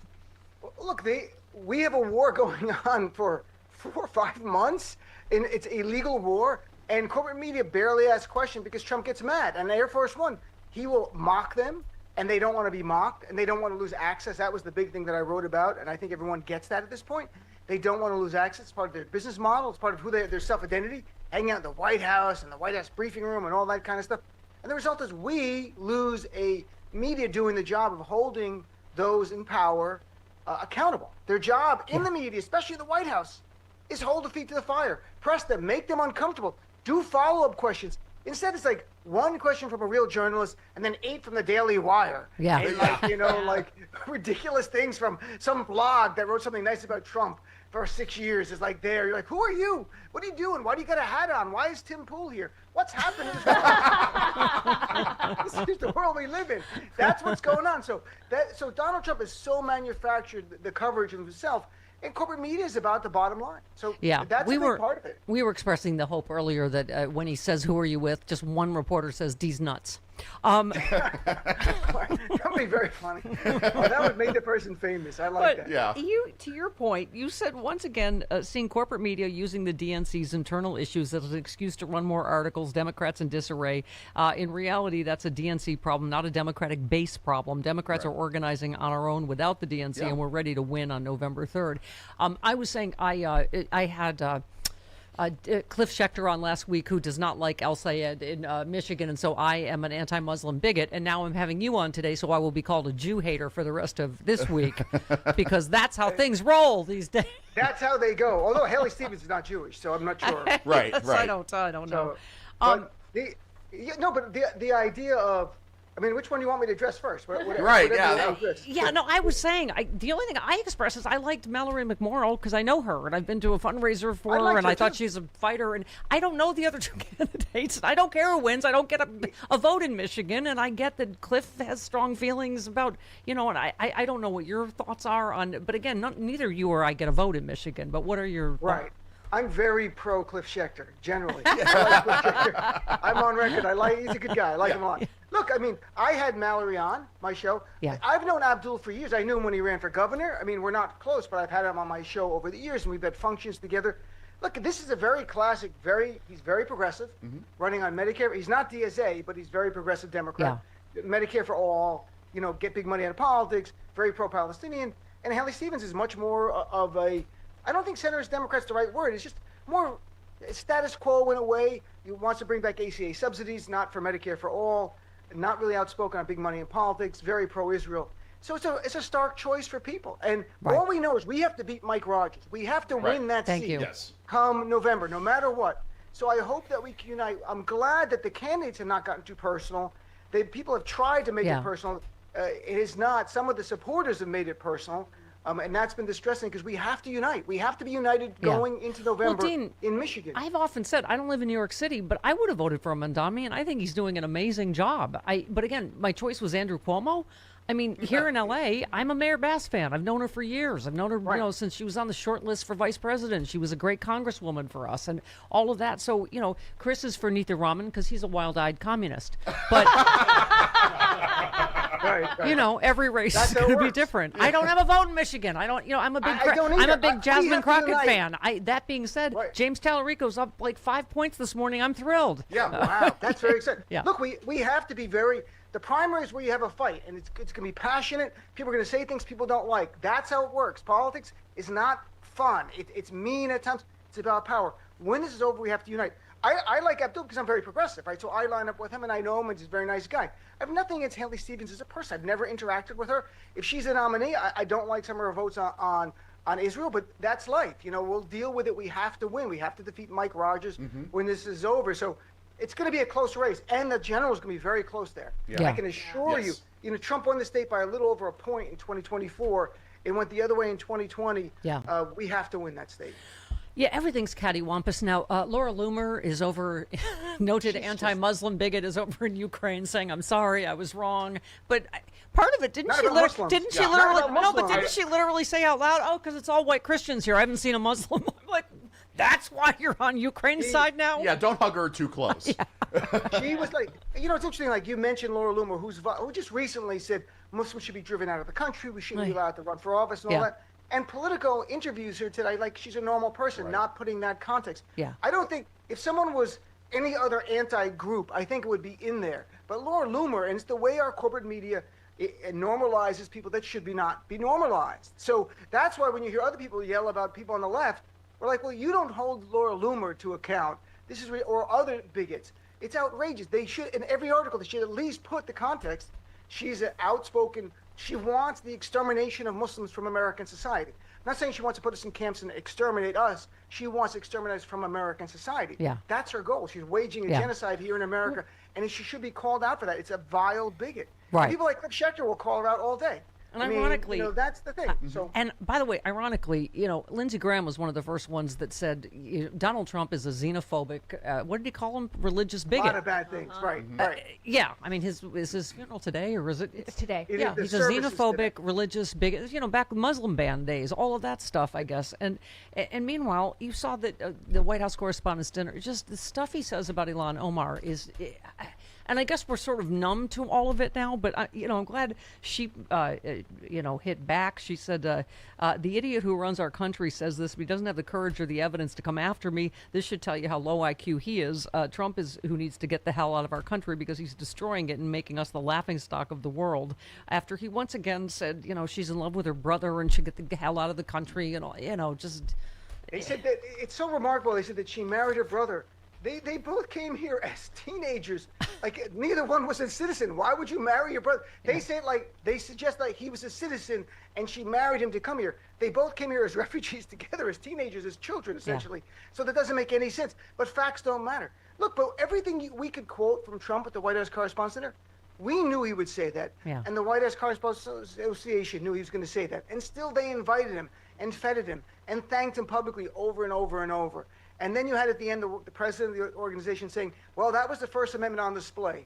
The point of my article is no. Yeah. The First Amendment is to protect the media from the government, not extend a privilege to a president to come there who is a predator to the media, according to Reporters Without Borders. Yeah. He is a journalist predator. And this is so that's what they did just to have proximity to power. Yeah. And it's why people don't trust corporate media. They don't get it. People don't trust corporate media because of this garbage. I love you said Van Jones has become their version of John Fetterman. I don't give him credit for coming to the. The only reason because he got rid of the comedian because he can't ever take a joke. You said. You said, Trump is putting himself in harm's way because he's attending dinner where someone might dare to mock him. That line almost made me throw up. And that Jones gave no context that every other president has attended the White House Correspondents' Dinner since its current format was adopted. Trump is the only president to boycott, and he did so because, like most aspiring tyrants, he wants to be feared, not laughed at. And then you said he only attended because there's no comedian booked, and he could just stand up there and be a bully for an hour, right? Yeah, and what you were saying at the beginning was Van Jones said we should give him credit for being there. I'm like, what? And he put himself in harm's way. He's not on the front lines of Iran. Right. He's at a dinner at the Waldorf in Washington, D.C. What's the front lines? He doesn't get the second helping of butter that he wanted? Yeah. There's no front line. There's no harm's way. Harm's way is someone might tell a joke about him. You know what? That's what we do in America. And the fact the White House Correspondents Association would not invite a comedian because they call it partisan is ridiculous. It's not partisan. It's patriotism to mock the president. This is what we do in our country. And by normalizing that and saying we shouldn't mock the president, it's partisan, is playing to the right-wing fascist agenda of Trump. We've got to fight against it. You know, and someone said, even presidents I couldn't stand, you know, they hated their policies, like George W. Bush could laugh at himself, could take a joke. I mean, first of all, I hated his joke. Remember his joke? You know, I'm looking for the weapons of mass destruction. They're not here. Ha ha, they're not under my desk. I was like, oh, that's super funny to all the American families who lost their loved ones in your stupid unnecessary war. So it's not like I liked him, but, you know, at least he showed up and he, you know, could stand a comedian making fun of him. He took shots. Yeah, I mean, Even Ronald Reagan, when he was recuperating from an assassination attempt, called in to the White House Correspondents Association and did a playful joke on there. And that was obviously when he was president, he was shot. And I disagree with Reagan on everything, but he understood the importance of this event and the importance of laughing at your president. I've done comedy in the Middle East. You can't do jokes about the leader. You could do jokes one time. That's it. You can't do them again. Yeah. That's the end of it. You'll be in some kind of prison. Yeah. You can't make fun of their leaders in those countries if you're a citizen of those countries. Yeah. We're in America. We take it for granted, and we should. You should never fear telling a joke about the president that you're going to or anybody in power in America, any elected official. That's how it works. Even if I love the elected official, you want to mock them with a good joke? Yeah. It's America. I defend that. Yeah. So you mentioned Fetterman in your piece, and I was saying we started this conversation about the Democratic Party and the Democratic Socialists and the, you know, infighting stories and blah, blah, blah. But I was saying, like, Fox News in particular, they love anybody that will beat up on establishment Democrats, anything that will hurt the Democratic Party. They love John Fetterman. And we were saying this was the head of who, Chris? Oh, he's pulling it up. But head of the Democrat, the DSA. And again, Dean, wherever you fall in our party, I just think this probably is not helpful. But Fox loves this. Anybody from DSA to a John Fetterman, anyone that will beat up on Democrats, Fox can't have them on enough, right? That's what they do. Fetterman's a regular. He should be a contributor. They should give him a show at this point. Yeah. You know, Saturdays with John Fetterman. If you're going to go on Fox News as an elected Democrat to trash Democrats, you should rethink what party you're in. Because you know what you're doing. You know you're helping their agenda and hurt it. You're not going on MS doing it. You're not even doing it on CNN. You're going on Fox to play to their audience for whatever reason. And I was saying lots of people are. Pete Buttigieg is amazing on Fox News. Gavin Newsom. I mean, you know, so I'm not saying like you shouldn't go. I mean, you know, Mike Nellis, our friend. I mean, I'm sure a lot of us go and I've been going. We go they and don't have me. Huh? They don't have me on Fox News. They don't invite me on. But look at the idea that the DNC is $2 million in debt. It's meaningless in that the candidates are doing well, they're funding well, and Democrats have been overfunded in some years and lost, and Republicans have had so much money on the books in 2018 they lost the midterm. The DNC or RNC's amount of money doesn't matter. The candidates who are running the campaigns and where the energy is. The energy is on our side. We just have to get people out to vote. Absolutely. That's what I was saying. I think this is the kind of thing Fox will play on an endless loop that is probably not helpful. I think we have this now. Yeah, here we go. The things that are part of your platform, and I want to ask you, just give me sort of a true or false on these. Abolish the Senate. True. Okay. Replace the presidency and Supreme Court as we now know them. Yep. Abolish ICE. Absolutely. Abolish borders and give amnesty to anyone currently in the U.S. illegally. As a long-term plan, yep. Defund the Pentagon. Absolutely. Abolish prisons, at least in large part. Yeah, again, that as part of a long-term program, yeah. Okay, so no prisons. Government or public ownership of most large corporations. Yeah, absolutely. Oh dear. As my mother would say, oh dear. Well, look, that is, but what she's laying out is truly much more of a socialist utopian world. It's not what the Democratic Party No, is about. absolutely Now, not. at some point, the Democratic Party might. There's one thing that lines up: ICE, abolish ICE. Yeah, it is such a corrupted organization. I agree with some of the things she said, but then and when I read the whole answer, some of the longer answers, look, it makes some sense. It's not like way out there some of the things, but having no borders or having the idea of reforming the Senate, I'm on board. You want to reform the Senate? California, you should have more than two senators. You're 30 million people. South Dakota has like 30 people, they get 2 senators. That's Yeah. ridiculous. I have more people in my apartment building than they have in North Dakota. But Fox has the way they know how to put you in a box of just yes or no that makes you look like a lunatic, like so you can explain the things which is why they don't have you on Fox News. That's what they did, yes and no. So look, but they're always going to try to define us by our extreme. Remember, AOC was our extreme at one point. Yeah. Now she's like mainstream. Yeah. It's kind of weird. Yeah, no, she's fantastic. All right, we have you for one more segment, 21 minutes after the hour. This portion. The additional outbreak comes in the midst of the nation's worst year on record for intestinal illness. So this is a new outbreak of cyclosporosis has sickened. I don't even know what the update is, but dear God, Doc, talk to us. Oh, boy. And, this coincides with new policies from HHS, from Bobby's shop, that allow, quote-unquote, alternative treatments and methods of using crazy supplements to deal with vaccine preventable illnesses. And they've eroded our ability to do surveillance for things like explosive diarrhea epidemics. This one cyclospora caused, but there are others. There are other things that we need absolute focused attention on to make sure that we stay safe. And all of these are being gutted by Bobby and crew. And the thing of it is, nobody actually knows why. What is he doing this for? Yeah. It is irrational. And listen, I'm calling it Make America Sick Again campaign, authored by our Secretary of HHS, Bobby Kennedy. Yep. But the motivation is not clear, other than just, the technical term is insanity. I mean, why on earth would the health policy chief be putting policies in effect that make it more dangerous to survive in America? It doesn't make the slightest bit of sense to me. Some mornings I still can't believe I'm looking at this number of confirmed U.S. measles cases by year. This year, 2,295. As you know, you go back. Last year there were 2,000. Whatever. You go back to 2020, there were like 13. Yeah. And someone posted, this is the clearest evidence of Trump's horrific policy you can get. Each one of these cases is a person who needlessly risks losing their hearing, sight, reproductive function, etc. as a result of a disease which has a vaccine. I mean, you can just see the numbers up in the thousands. It was formally declared eliminated. And now we're dealing with a kind of a return to a terrible past where we didn't have the tools that we actually have to prevent a measles outbreak. It's just extraordinary. The same thing. What is the motivation other than an obsession with this conspiracy nonsense about the so-called dangers of measles vaccine, which actually don't exist?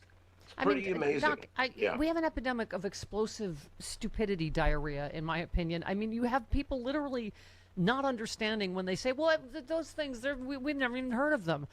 Yes, because we eradicated them with a vaccine. They're like, why would we need a vaccine for blah, blah, fill in the blank? And by the way, they're already rumbling about, do we really need polio vaccine? This is a discussion. Ask Mitch McConnell. Oh, you can't ask Mitch McConnell, but okay, right, yes. I mean, they're like, wait. No one has that Chris, anymore. Did you say ask Mitch McConnell? She certainly did. Oh my God! No. Yeah, he has a new radio show called Ask Mitch McConnell. Go ahead and call in. The tongue. It's Seriously, a very short though, radio. that's like they go, oh, we don't have to worry about that anymore, right? Because we had an effing vaccine. So unbelievable. So the CDC website updated with vaccine autism crackpottery. Here we go again with Senator Bill Cassidy, who's a doctor who confirmed Bobby Kennedy. He said the agency needs someone who understands the way to prevent vaccine-preventable diseases to reassure the public that vaccines are safe and effective. I swear to God, all these guys are in charge of closing the barn door after the horse is gone. I mean, you put Bobby Kennedy in charge, right? Mm-hmm. This was something that he's going to have to live with for the rest of his life. Yep. And the consequences are extreme. And, he tried to make up for it. And what did he do? He got punished by being primaried and then lost to Trump's candidate. So he's no longer going to even be in the Senate. He can't even make up for what he did. He won't be there.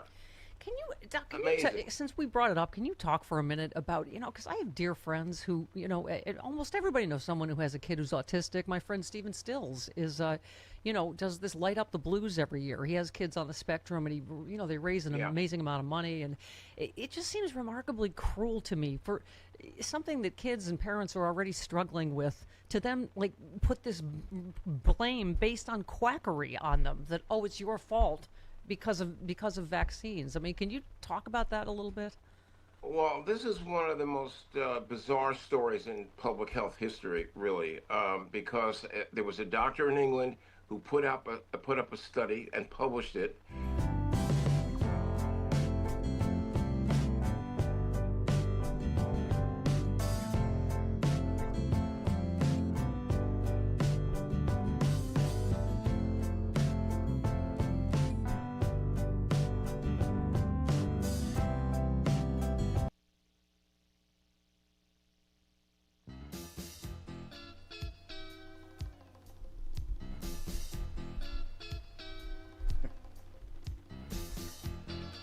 Yes, sir. Stephanie Miller. Oh, so hot. Dino Badala, so hot. This is in celebration of Sam's lack of air conditioning. Oh, fantastic. Yeah. I know. And also, Dean has to leave us soon. He will be making a citizen's arrest of Netanyahu, and we fully support that. Yeah. If the mayor can't do it, get it done. Get her done, Dean. Let's go. I'm sure they'll let me into the White House. I'm here to see Bibi. Like, who are you? I'm Dino Badala. That would be the end. That would be the last time you talk to me. Yeah, but you posted war criminal Benjamin Netanyahu, who convinced Trump to wage the failed Iran war, visits the White House Tuesday. Apparently, he'll be seeking more support to ethnically cleanse Christian and Muslim Palestinians from the West Bank and Gaza. This is what your tax dollars are going to. Another thing I agree with Mayor Mandami on. Wish that you could arrest him. I believe he's a war criminal. I mean, He's charged by the International Criminal Court. That was the whole idea. You know what's interesting? The whole thing with Mandani, he is not talking about Netanyahu. He did a New York Times interview, and that was one of the topics. And they asked him, and then that turned into a whole story for a whole week. Right. So he made the video in a way to put the issue behind him and move on, because he's completely focused on affordability and making New York better. Yeah. He's not going around talking about Netanyahu. But the media starts, they hear it, and then they start asking, because that's the thing, gets clicks. It was a whole week story here, and he did not want to talk about it. That's why he did the video to end it. Go, look, I can't arrest him. We would love to, can't do it. Yeah, I think he's doing a terrific job, and like we were saying, there's got to be people that talk about affordability, in a way. I mean, he just happens to be a very talented politician, but again, there's got to be people that can do that, but don't have the stuff in their background that, say, a Graham Plattner did. But, you said, reminder, there are now just 99 days till the November 3rd midterm. Saying this is the most important election in our lives is an understatement. This is the most important election in the life of the Republic. If MAGA wins, they will rig the 2028 elections and target the freedoms of all who oppose them. I mean, we've really got to be a big tent and mean it, right? For 2026, we have to win the House, and I hope the Senate is back in play. Troy Jackson polling a little ahead of Susan Collins in Maine. You've got Texas, you mentioned. North Carolina is looking very good. Still going to be a lot of work. Ohio's in play. And there's other states. I mean, there's Alaska potentially. And, of course, we have to hold Michigan and Georgia. Those are vitally important to hold those two. Yeah. I think John Austin's going to win great. Yeah. So this is a chance to take back our country, to use their language. Yeah. And The other way is to never miss the Dean Obadala Show right here on Sirius XM That's right. Progress. We love you, Dean. Love you guys. Take care. Nice seeing you. Right back.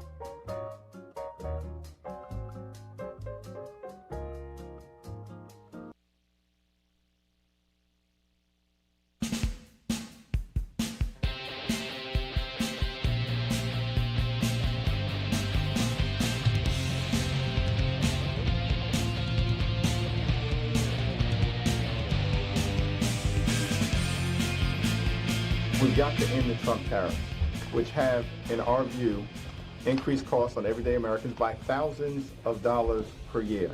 There is a role for tariffs, but not in the way that Donald Trump has done them, which has increased costs of groceries and goods, as well as, everyday life expenses for the American people.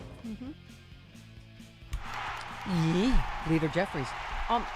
To our point in our conversation, Jody, with Dean, strategic memo prepared for House Republican Conference advises members to tie socialism and Marxism to communism in their attacks on Democrats because voters consider the latter far more dangerous and alarming. And that's why they're going to use pieces like this person that went on Fox News, that, described socialism or whatever as abolishing everything. And we were saying, and according to all the polling, and like Dean was saying, we're in a historic position to win huge. And so I think that's, like Troy Jackson, he mentioned the main candidate. He's already up 3 points over. And I thought he framed it perfectly. He said, today we move forward. For nearly 30 years, Collins has told Maine she's concerned. She's concerned while she rubber-stamped Trump's Medicaid cuts and gutted our health care. She's concerned when she cut taxes for corporations and the wealthy. Concerned when she confirmed justices who overturned Roe v. Wade. And really tragically, she was concerned when she gave ICE billions to terrorize our neighbors.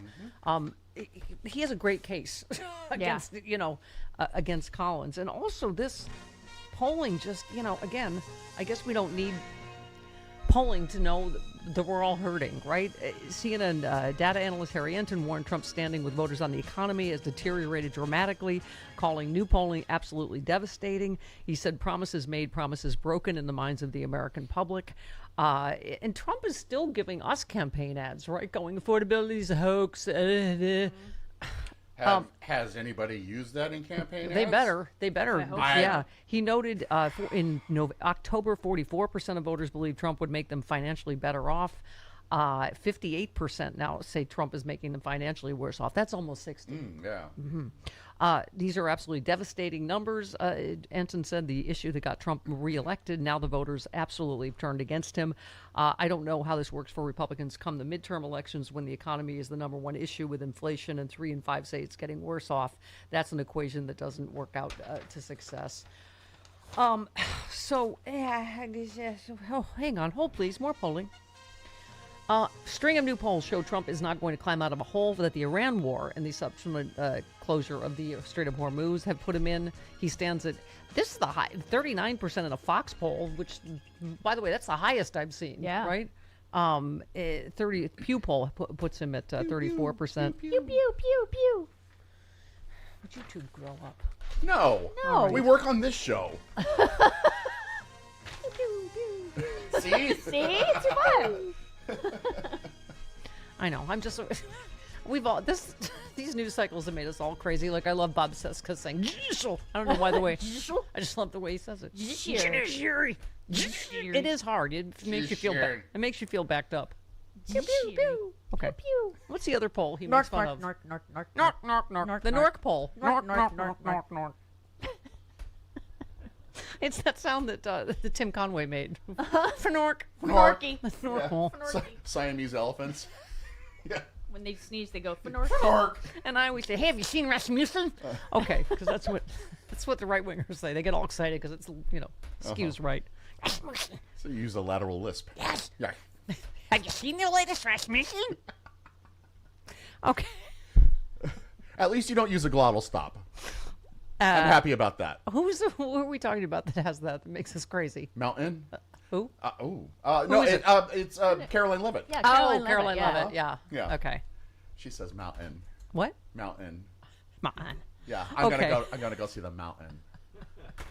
Have you ever noticed when you're just irritated by everything? It's just the slightest things just make you. Okay. CNN chief data analyst again, Harry Enton dropped alarming numbers on Trump, saying there is been a nutter butter switch. Yummy. In which party Americans trust to deal with inflation. 65% say Iran is not worth the higher gas prices. Blah, blah, blah. He said the worst numbers are on inflation. Jody, first of all, this is a historic opportunity for us to take back this issue that we should never have lost. Democrats are always way better on the economy. Every recession has been caused by a Republican president, and a Democrat has got us out of it. Joe Biden handed Donald Trump the strongest economy in the world. I mean, this happens over and over and over again. So just now, the Democrats are better on inflation. We've always been better on the economy, so it's time to seize it.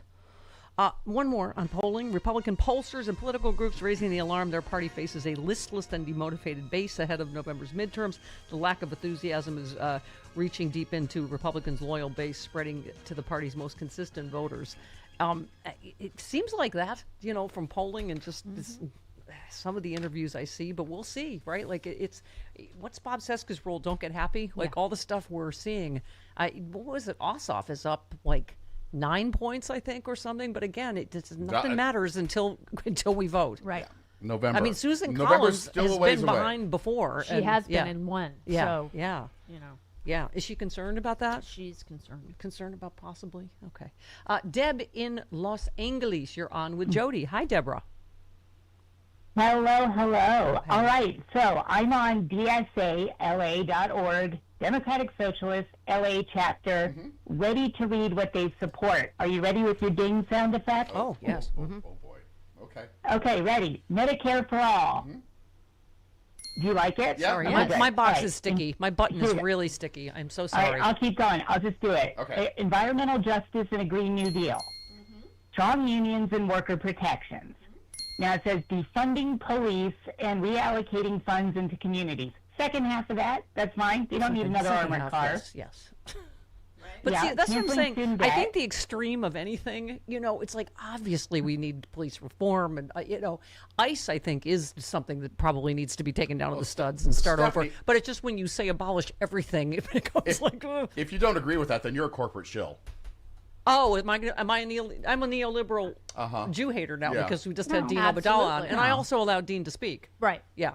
So Jew hater. Okay. All right. We appreciate it, Deb. Yeah. No, a lot of the things, I mean, healthcare is, when they keep saying, no, that can't work anywhere, it works everywhere. 39 other industrialized countries, I don't know anyone that doesn't think the healthcare system is insane here. How many people, it's the number one cause of bankruptcies, even if you have insurance. How insane is that we keep agreeing to that, right? Okay. All right. But you'll be on Medicare in 20 years, so you'll. Yes. Thanks to Ari. Pardon me? Oh, yes, Ari, my chapter advisor. Yeah. Thank you. Okay. Now that I've got my Gling button working. Okay. I was just on the inflation subject. According to polling taken from October 2024, now Trump was trusted to handle inflation over former Vice President Harris by 6 points. Now Americans say they trust Democrats to handle inflation by more than 10 points. I mean, I'm sorry it had to get this bad, but if it's woken people up to, who's actually better for normal people and for the economy, then so be it. Let's go to Don in Denver, City by the Bay. City by the Bay. Hi, Don. Good morning, beautiful people. How's it going? Good. Go ahead.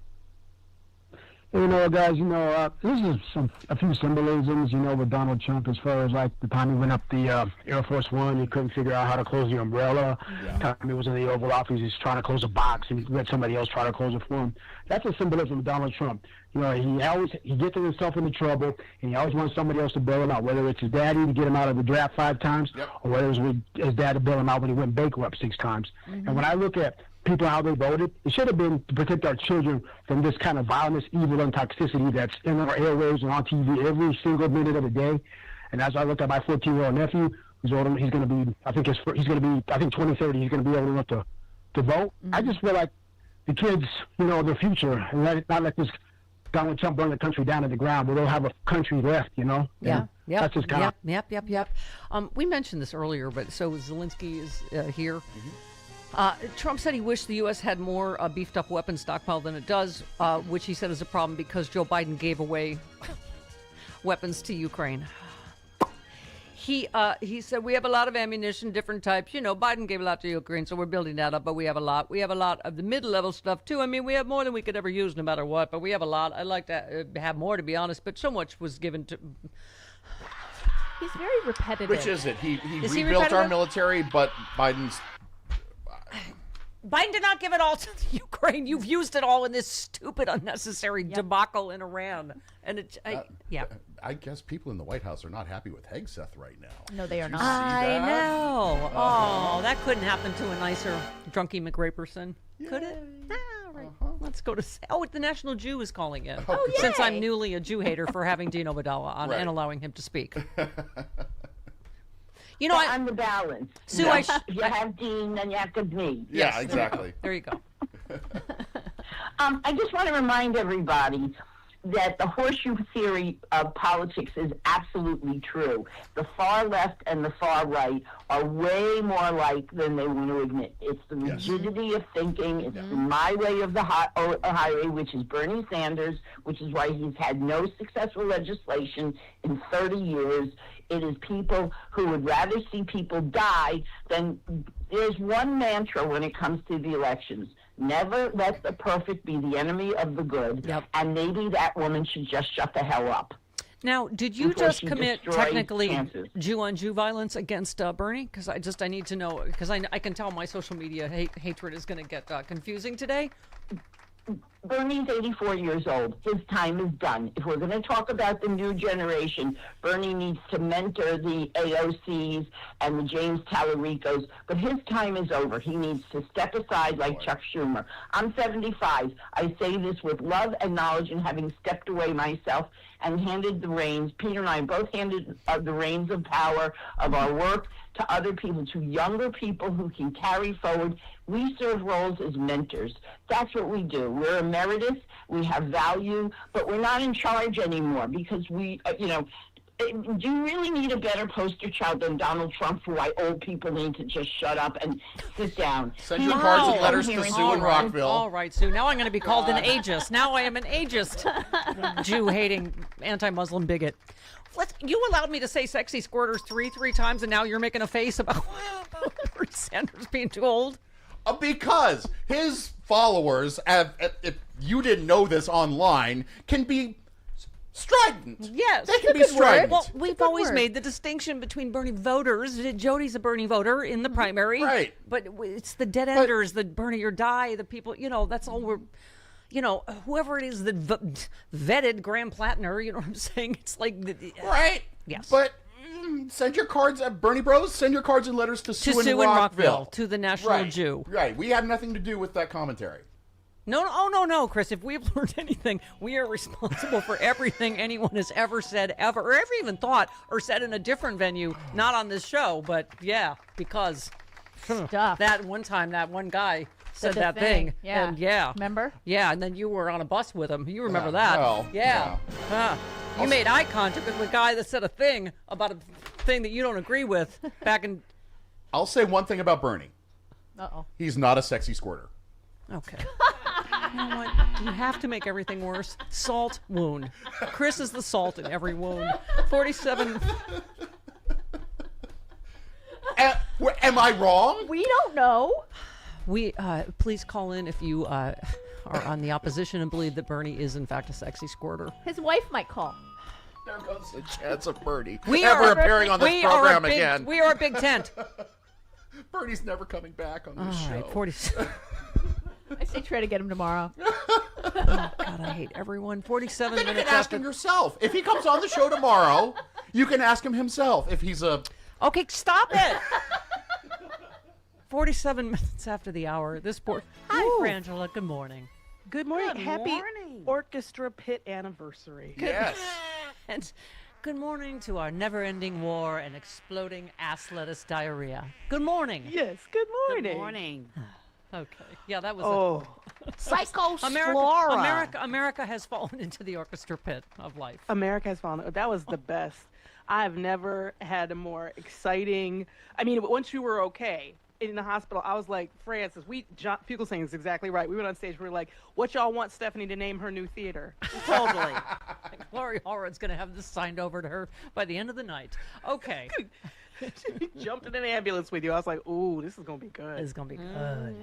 So, I don't know. Why are they calling it a bombshell report? Don't we know they're lying to us about everything? Bombshell report reveals Trump administration removed U.S. troop names from Iran casualty list. We know they're lying about everything, right? They removed the dead, the numbers. I mean, we already know this, right? According to the Times, citing several anonymous U.S. officials, the department also withheld information about 3 Iranian strikes in Jordan last week that left dozens of U.S. service members hurt and damaged multiple helicopters. One retired general said the administration seems to have a real hard time being honest about what's going on, not just about casualties, about the war in general. Their unwillingness or their downplaying troop deaths suggests an unwillingness or inability to aggressively learn from mistakes. They're just doubling and tripling down on everything. Disastrous Iran war, tariffs, you name it, right? And saying, give us $95 billion right now to continue it. Yeah. This war that's over but not over, that is happening but isn't happening. That you haven't spent the money we already gave you. I don't know why they think we made them money. They really do think that this country is made of money. You can't steal billions and want billions for things and think that we don't keep making billions. Yeah.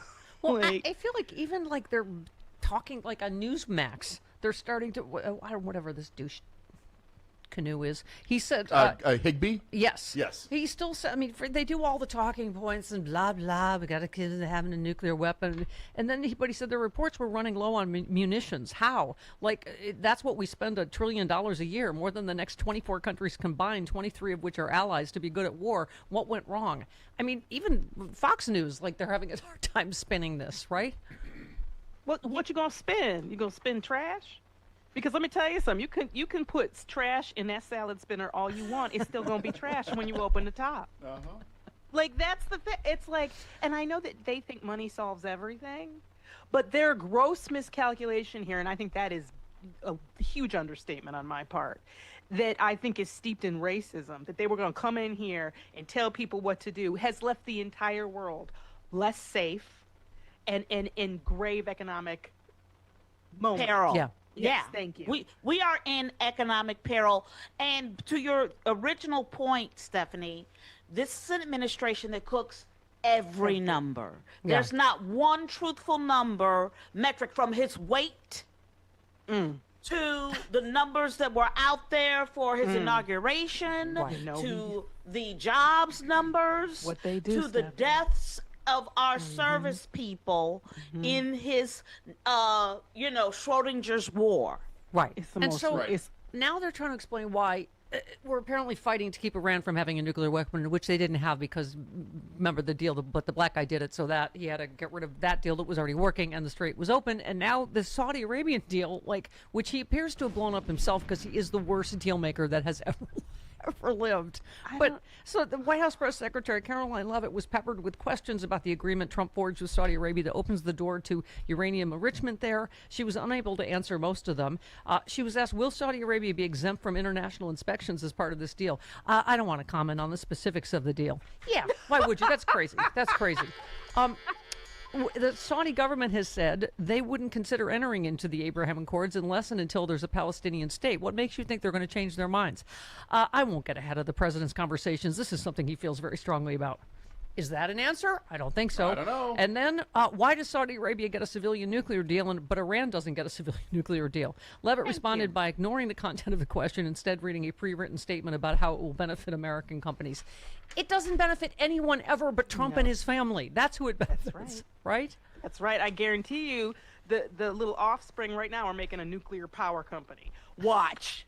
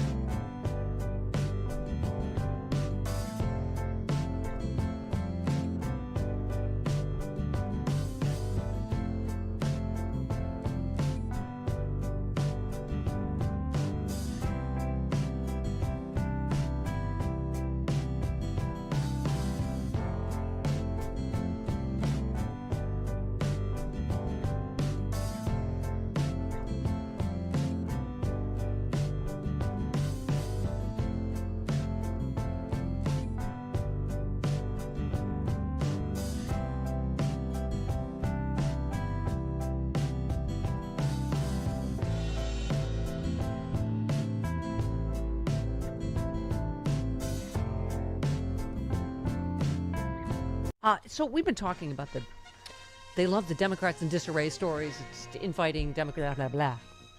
Let's just let the big bag of rats that is the Republican Party, right? Mm-hmm. Speaker Johnson was at his wit's end. For months, he'd been dealing with one rebellion after another. Now members about to tank a bipartisan veterans bill. Mm-hmm. Representative Anna Paulina Luna, short for... Lunatic. Yes. Who opposed the bill, and Zach Nunn, whoever, who supported it, started yelling at each other. Luna then pointed her anger at Johnson. Fed up, the speaker said, "I am sick of this." He cursed? Oh, he said a bad word. Did his porn alert go off? It must have. He said a naughty. Did his son's porn alert go off? Daddy said the S word. I'm shocked he swore. Yeah, exactly. They really are seriously a party filled with lunatics. Also, GOP doubts Lindsey Graham's sister can win a full term. Well. They are not happy about that. Oh, apparently they picked her just because Trump just likes her, was the theory. Republican skeptical. Darlene is her name. Darlene Graham. Well, she has a married last name, but she's dropping that for the for the to appeal to all the Graham. Well, that way they don't have to change any signage. Well, yeah, she'll be Senator Graham to appeal to all the Graham crackers. Yeah, I mean, it's because they're all white. They're all white people. It's going to save a little money with not having to change signage. Yeah. Nobody liked my cracker joke. I thought it was fine. Nobody likes me. Everybody hates me. You can eat some worms. I think I'll go eat worms. Oh boy! Short, fat, juicy ones, long, skinny, slimy ones. How about this one? I can't get enough GOP and disarray stories. All right. The knives are out for Vance. Oh, and also Hegseth. Yeah, that's true. Yeah. As J.D. Vance appears to make a decision about his 2028 plans. Oh, God. He's facing a barrage of online attacks from within his party. Criticism his allies say appears to be part of a coordinated attempt to poison the well for him politically. Oh, please. He's the most repulsive man. He can do it himself, but okay. His detractors have adopted a Never Vance slogan and flooded social media with attacks claiming he's unfit to be vice president due to his efforts to negotiate negotiate a deal with Iran. That's true. He screwed that up royally. Very true. That's, I mean, of many things he's bad at. Just saying. This one. By the way. Oh, I'm sorry. One more. Republicans in disarray. Okay. The Department of Homeland Security's top numbers cruncher has resigned, citing Trump's war on immigrants. Yep. Yeah. He said, "I'm thrilled to end my relationship with the current administration." Wow. Between the war on immigrants, the war on feds, the war on facts, not to mention the crazy war in Iran and the brazen corruption, I just need a change. Yeah, that's big. Okay. Wow. That is pulling the emergency slide, opening up a beer and sliding down. Yes. Like that JetBlue flight attendant. Yeah. Yep. All right, someone wants to apologize to Chris, which I don't know why, but okay. Hi, Jeff in Michigan. Hello. Hi. Hi, I'd like to sincerely apologize to Chris for yelling at him for the Gordie Howe Bridge and him not knowing about Gordie Howe. I understand that you're not a hockey fan and therefore you might not know. I understand this because of the Saber situation when you... He slaughtered my entire hometown hockey team of the Buffalo Sabres and said they didn't exist anymore. And one of my best friend Christian is related to Gordie Howe, actually. So... I found that out. Everybody hates Chris. I think he'll go eat worms. You know who everybody loves? Jody Hamilton. You can find her over at the Politics Bar. Yeah. And on Bob Seska. Yes, on the Bob Seska show. This is a very busy day. Ask Bob about the Rasmussen. Okay. And Nork. And the judiciary. We love you, Jody Hamilton.